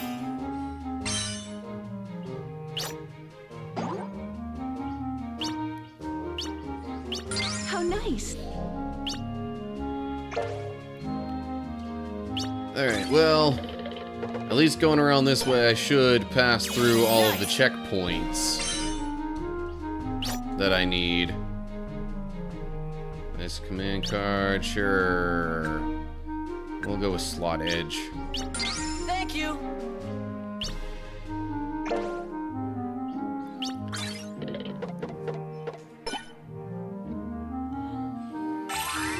Uh-huh. Okay, I'm trying to remember what happens from this. Bibbidi bobbidi boo!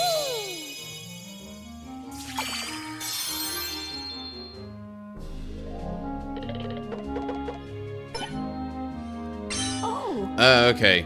You just get points based on the roll there. Yeah, blue's the one that I'm missing, but blue is just up this way and then over here. So, I'm pretty sure I, like, am just by default eventually gonna get there by following this path.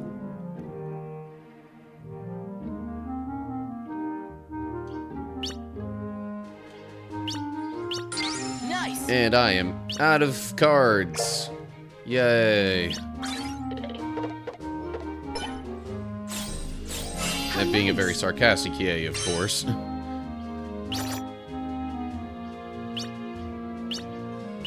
oh,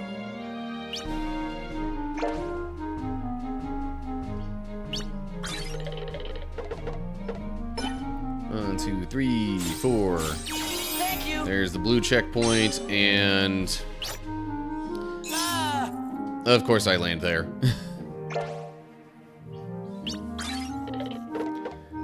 Yeah, I think all Cinderella really needs to do is get back to the start space.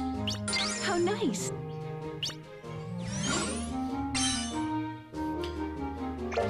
I forgot just how quick the lower point stuff could be. We got work to do, yeah. Which means getting back to start ASAP. So, I only have one option here. yeah.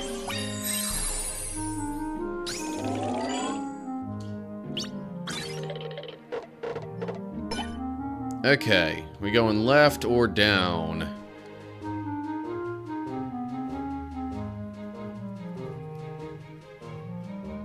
Two is down. Left or down? Hopefully not Lubia.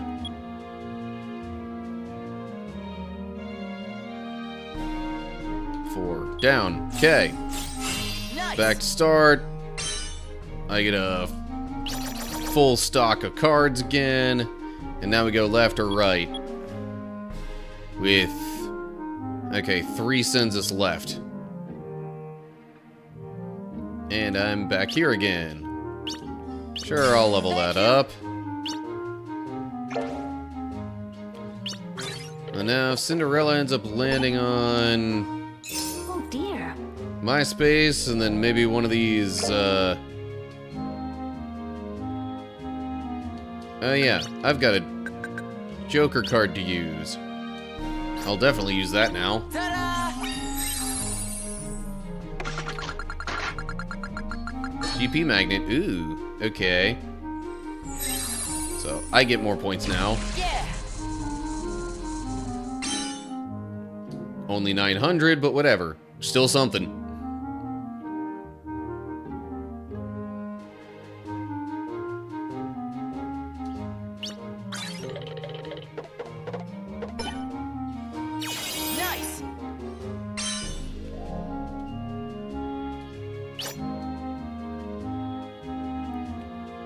Sure, I'll place a card there.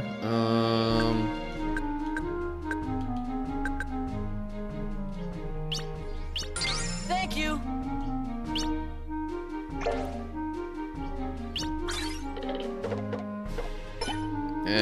Okay, she rolled too high to land on any of those. Nah, I don't really care much about stunning.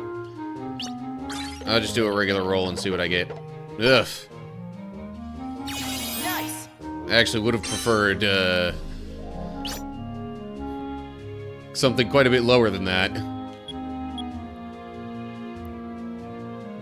Well, either I'm giving Cinderella some points, or I'm just losing them outright.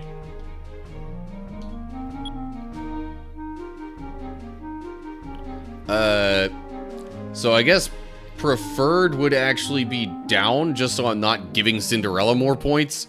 But, the roll has us landing on Cinderella's space. Ah!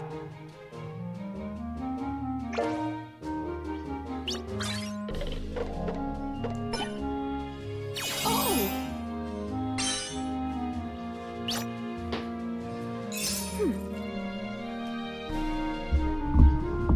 How nice. Oh, and... does she still have enough points to win? I'm not sure she does now.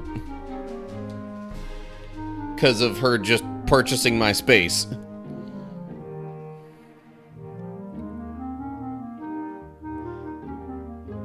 Well, now that makes me wonder...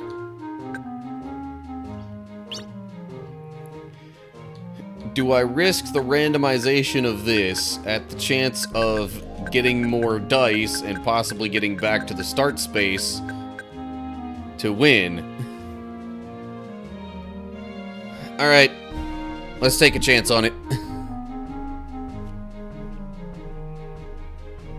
So it goes stun, 2 dice, navigator, 3 dice.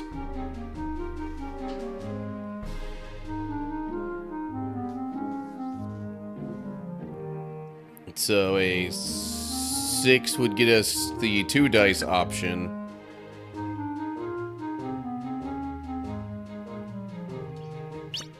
I can use stop, 0 gravity, or another let's use a stop.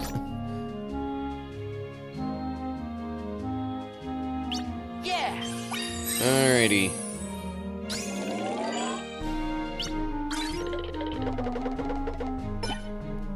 Alright, we going right or down?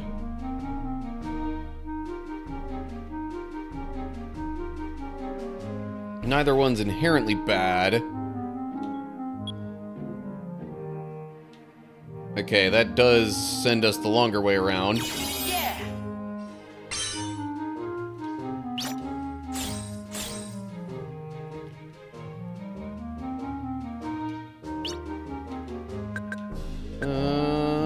Let's put a freeze raid there. Nice. And chain bonus.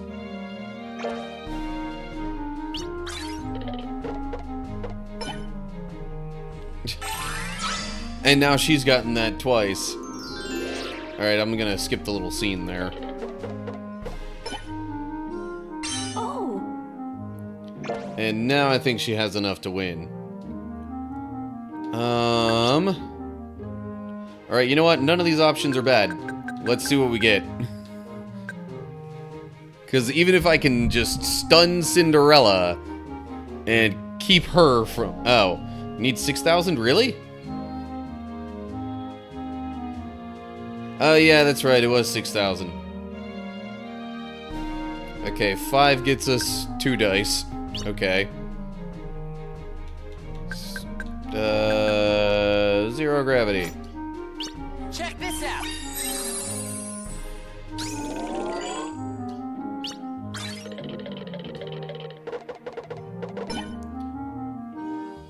Yeah.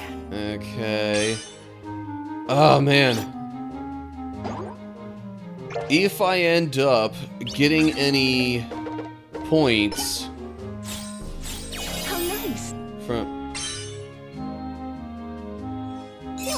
Okay. Well, she just had a bit of a setback. If I get any points from rolling this to the end, then I might win. Now the question is, do I want to go with a regular roll? Okay, I'd only be losing, like...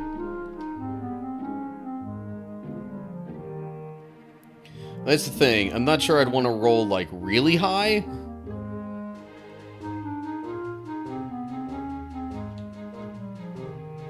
Because she's over there. She doesn't have enough, so she's still going to try to make the round over here. So, if I roll 4 or less, I know for sure I don't lose anything. 5 or 6, I'd have to give a few points to Cinderella. Cards, well, I mean, I still got the same 3 options as last time for the cards.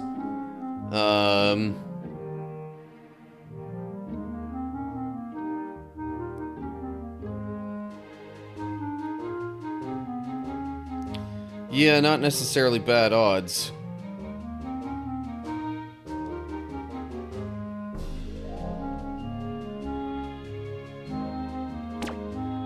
I'm just not 100% sure, so... Anything 1 through 4 is safe for me. 5, 6, 7 are not. And of course... You know 7 is... the most likely roll from 2 dice. But 8 could end the game if I get any points from rolling this block back.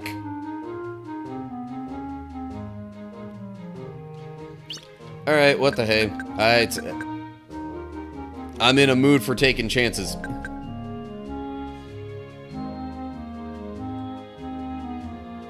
I mean, worst case scenario, Cinderella's not there yet, so she might still need a... And we get the stun option. Okay, well...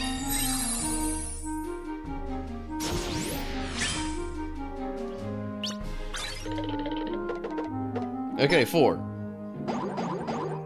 I did not get anything from rolling that.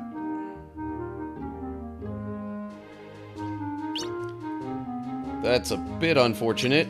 Thank you. Because now I'm just a little bit shy of having enough points, and she doesn't move, so there's no potential for her to end up giving me any points. Darn it.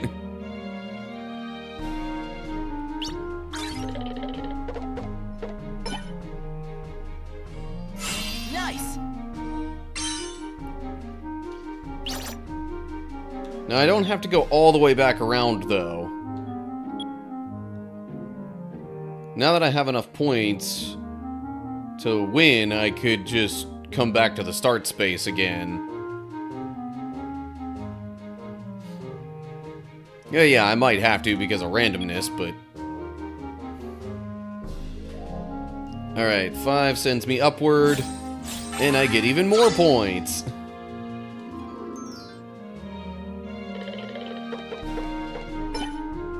Okay. Yeah.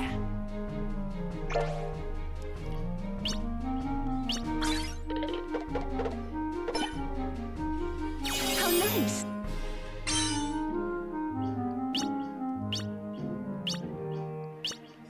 Yeah. Oh, I've got dice blocks going either way, so at least there's that, and I know I won't lose any points to the board.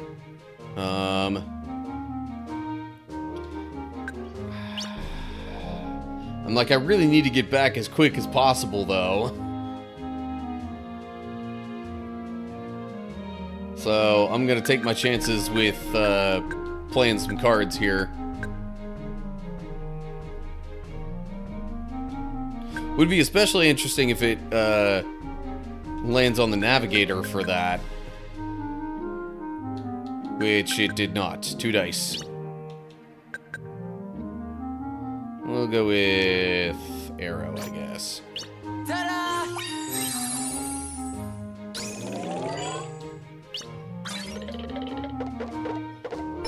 Okay. So now, left or right?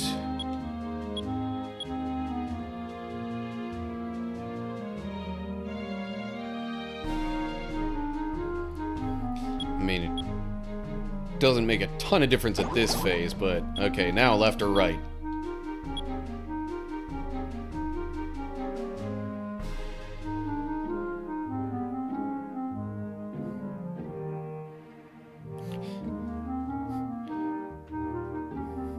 Dice dropped. What? You mean you just dropped the...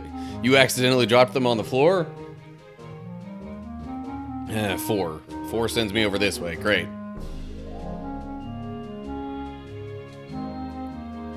Okay, right or down?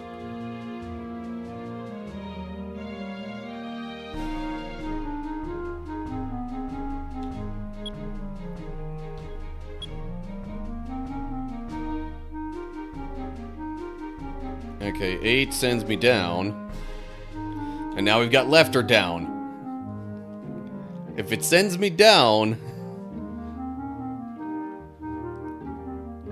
that would probably end it there. But of course it doesn't. Ah! Shouldn't have even brought it up.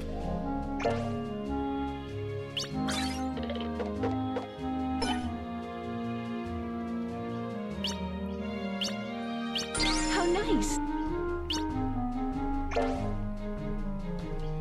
Okay. I mean, I'm still gonna try and use these cards to get something.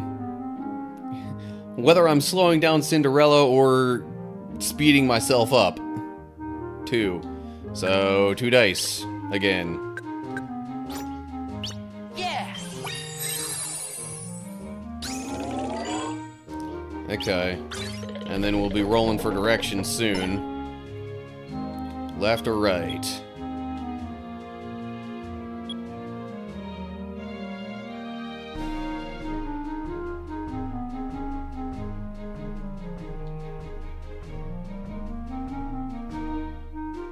Another 2? Of course.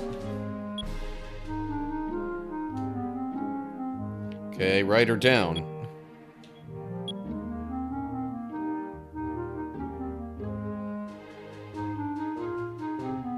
Seven would move me to the right. Okay, so the good news is I'm out of that loop. Bad news is I'm taking the long way around. Ah! No, I will not take over that panel. Thank you very much. I am taking no chances at not having enough myself and or giving Cinderella enough to win. Still totally down for using some of this. You know what? Just that slight chance at getting the Navigator, though. 2, 3, 4, 5, 6, 7, 8, 9, 10, 11, 12. I've got 14 spaces to go. She definitely does not have as many. 4, 5, 6, 7, 8, 9, 10. She only has 10 spaces left to go. Fine, you know what? I've been taking chances. Let's keep taking chances. And just really hope I don't get the Navigator.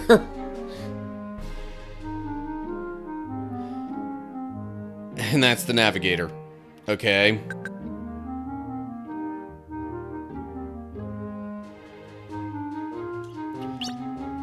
Reason why the Navigator is not helpful here is because now it gives me a choice of going up.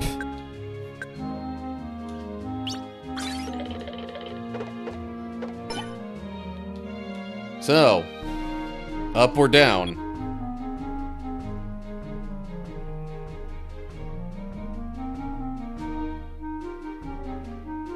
Three, great. I mean, sure, I'll take the panel, why not?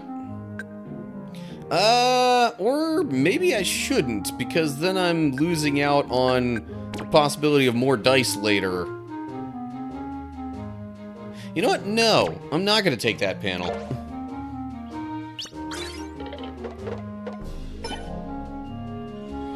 Okay, so she gains some points from that. Not enough to win, though, and she loses a few from my space.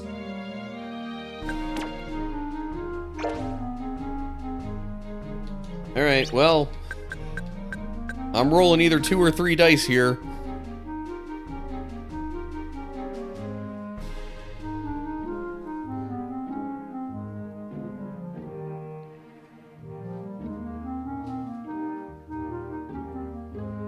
Okay. 3 as in you rolled the number 3, which means I used 2 dice, not that I'm using 3 dice, I assume.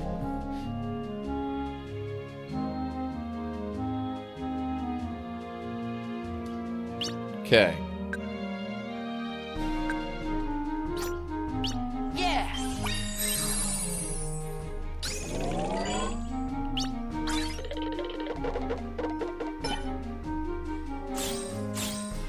Alright, here we go in the possible looping area. Left or down?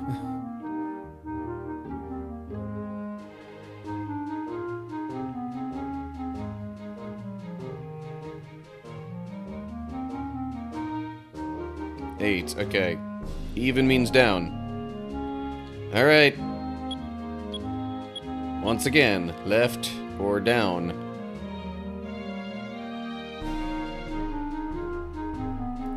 I shall make no comments on the direction I would prefer. Because it seems like whenever I do, I don't get it. Okay. Ta-da! I win. We win. Randomness wins. All right.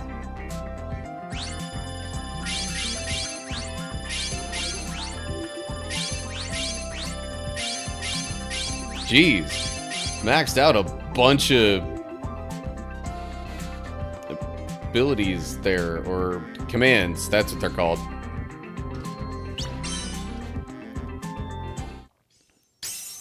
Ooh, hello. Arena level up. Mission complete. Command board games 1 times 3. Arena level 5. Okay. Interesting. But yeah, that's gonna do it for now. And by now I mean just tonight in general. Alright, so now I'm gonna save this over slot number 4 here.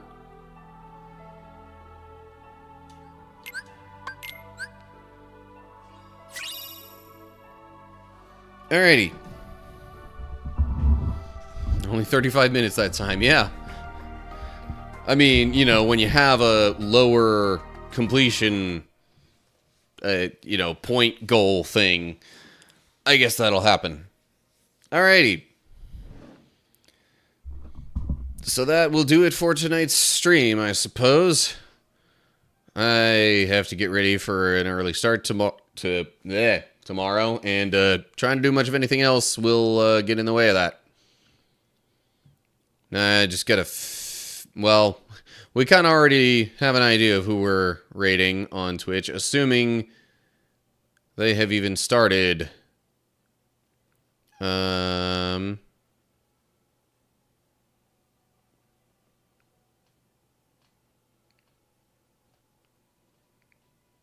I not following them? Hang on a second. 15 to 30 more minutes. Oh, okay. So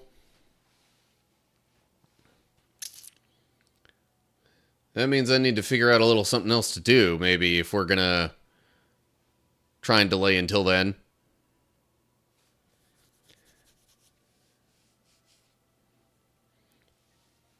Okay. Then, in that case, Seth, I will simply ask you to keep an eye on the time. Or, keep an eye on, you know, what was he called? Drewski?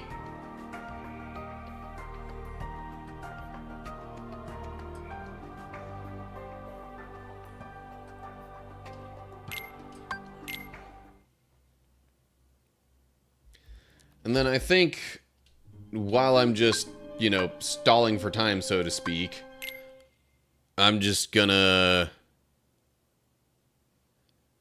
could do a non-random command board. Or, my other thought was, since we don't really know how much more time it'll be, I could just go back to Gems of War and do some of the bounty stuff just to kill the time.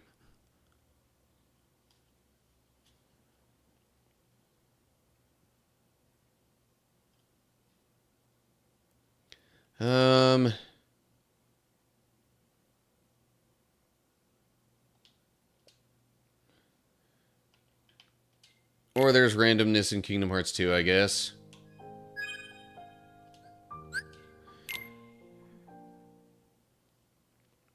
That's, I mean, yeah. Literally could be any amount of time. And I don't have to change the stream topic on Twitch then. Or stream category. Whatever. Load. The fact that I've spent 89 hours on this particular.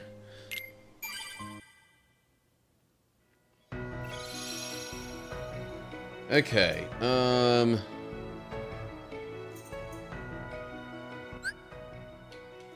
so let's go to the world map. Are we gonna start from... OBS disconnected.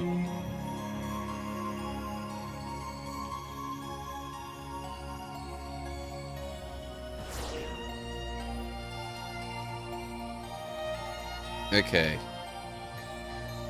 It's like I said I was done, so OBS was ready for me to be done.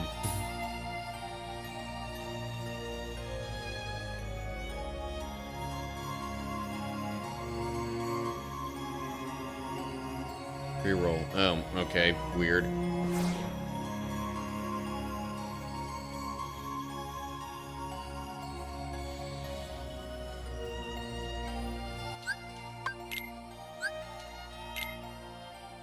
See, the thing is, I have the majority of the missions done. Hold up, where am I missing a... Oh, that's right. I'm missing one treasure from Radiant Garden because I don't get it until I defeat all the data battles. And the only missions that I don't have done are the, well, the data battles, and then the 13th mushroom.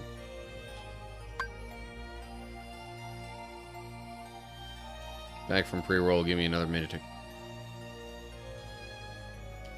Okay. How come the limits aren't maxed out? I did Aladdin, did Jack. Oh. Unless I need to do the limit with Jack Sparrow.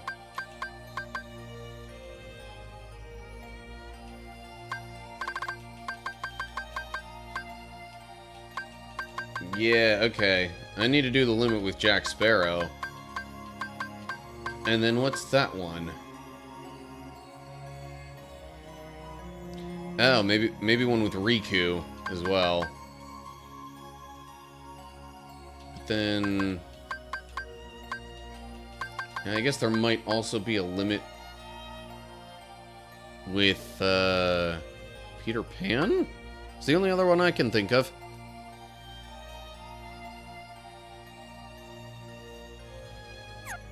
Anyway. Yeah, and then there's just a couple of... Well, there's only 4 synthesis recipes that I haven't done. Never really bothered looking into the collection lists. Oh, and okay. Is that just the timing of things that now Twitch is telling me ads are starting in 3 minutes? I don't know. Anyway. Okay, so what we doing here?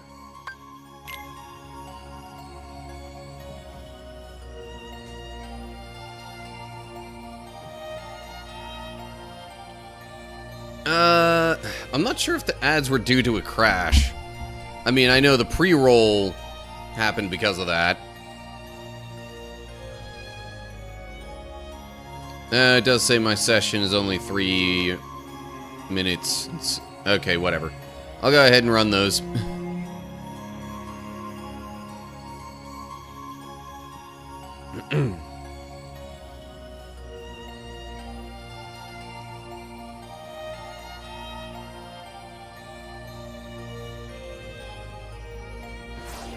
So, meanwhile, I'm not actually going to do anything other than just check the Moogle here and see what...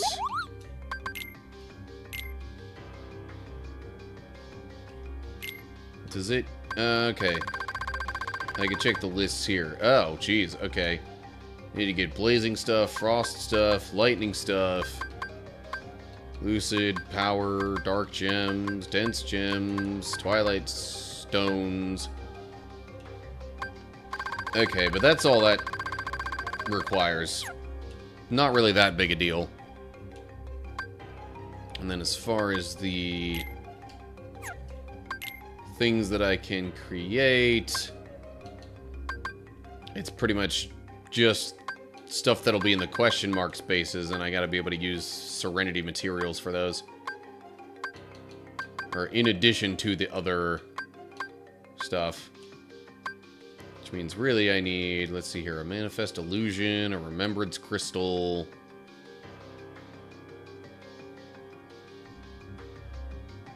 And that's it for that one. I need another Remembrance Crystal for that, and anyway. Okay.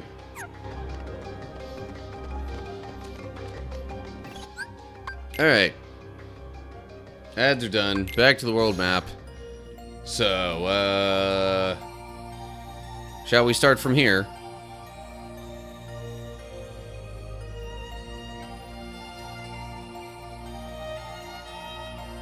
He's not live yet, okay. Just let me know when he does go live. That'll pretty much be our end time then. 4 movement. Okay. So 1, 2, and then either 3, 4, or 3, 4. Either way, I'm doing a gummy ship thing.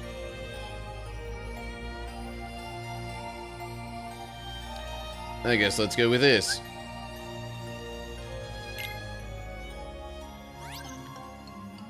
Okay,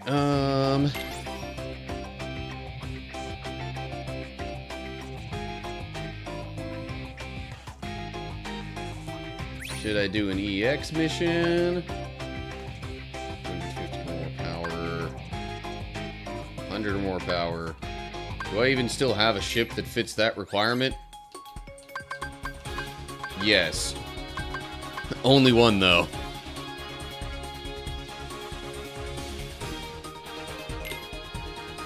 Alright. Let's see how this goes.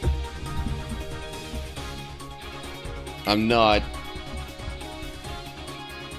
I mean, I don't think this ship was designed with this particular, you know, mission in mind. Oh, geez, this thing is stupid slow.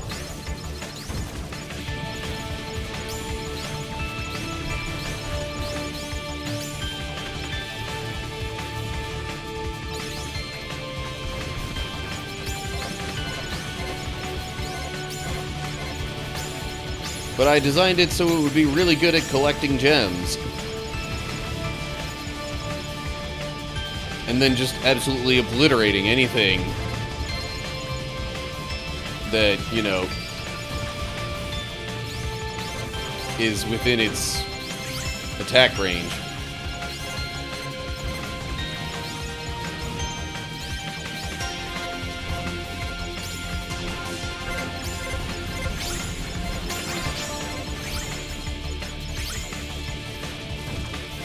I've already gotten an A rank. Good grief.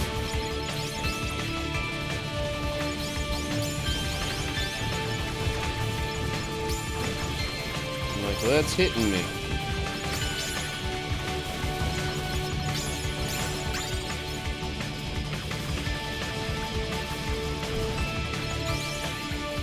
Yeah, this is what it looks like when you get a stupid slow gummy ship. You, like, can't even move around the screen at all.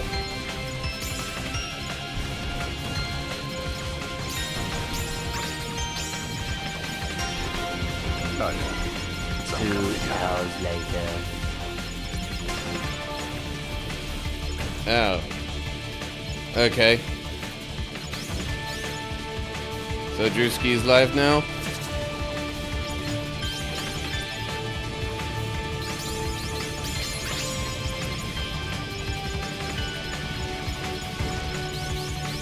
Okay, well, once I finish this, then I will wrap up the stream.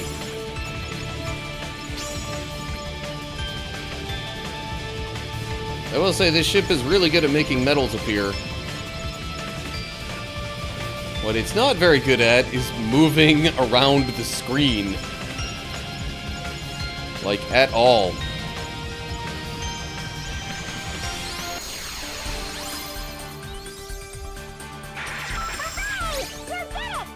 That was only an A rank? Jeez. Whatever, I already got an S+1 before. Okay, back to the world map. I practically don't even feel any particular need to save that, but... Alright, well, anywho. That's neither here nor there. Yes, that was short-lived. But, you know, I guess it was a good reason for it to be short-lived. Okay. So that, for real, is gonna do it for the stream this time. Hope you all enjoyed. Hopefully I'll, see y'all soon for another stream. Until further notice, I will still be, you know, going with the Tuesday and Saturday streaming schedule as I've had it.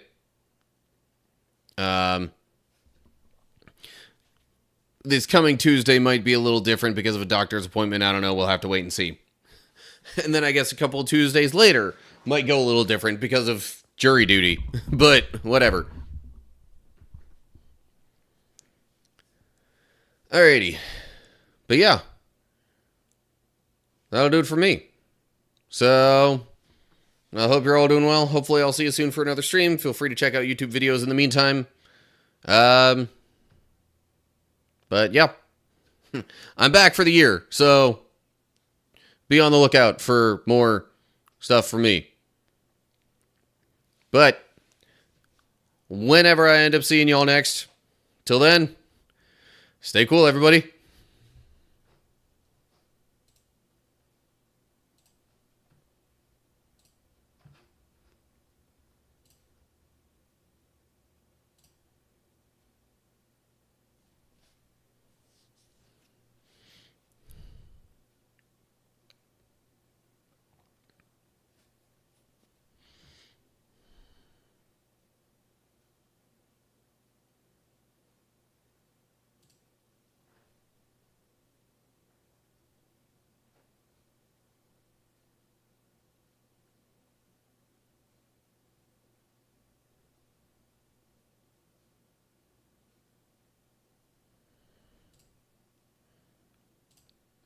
Okay, hold up. Did something happen there? Like, I thought I hit the thing to raid, and it doesn't seem to have raided.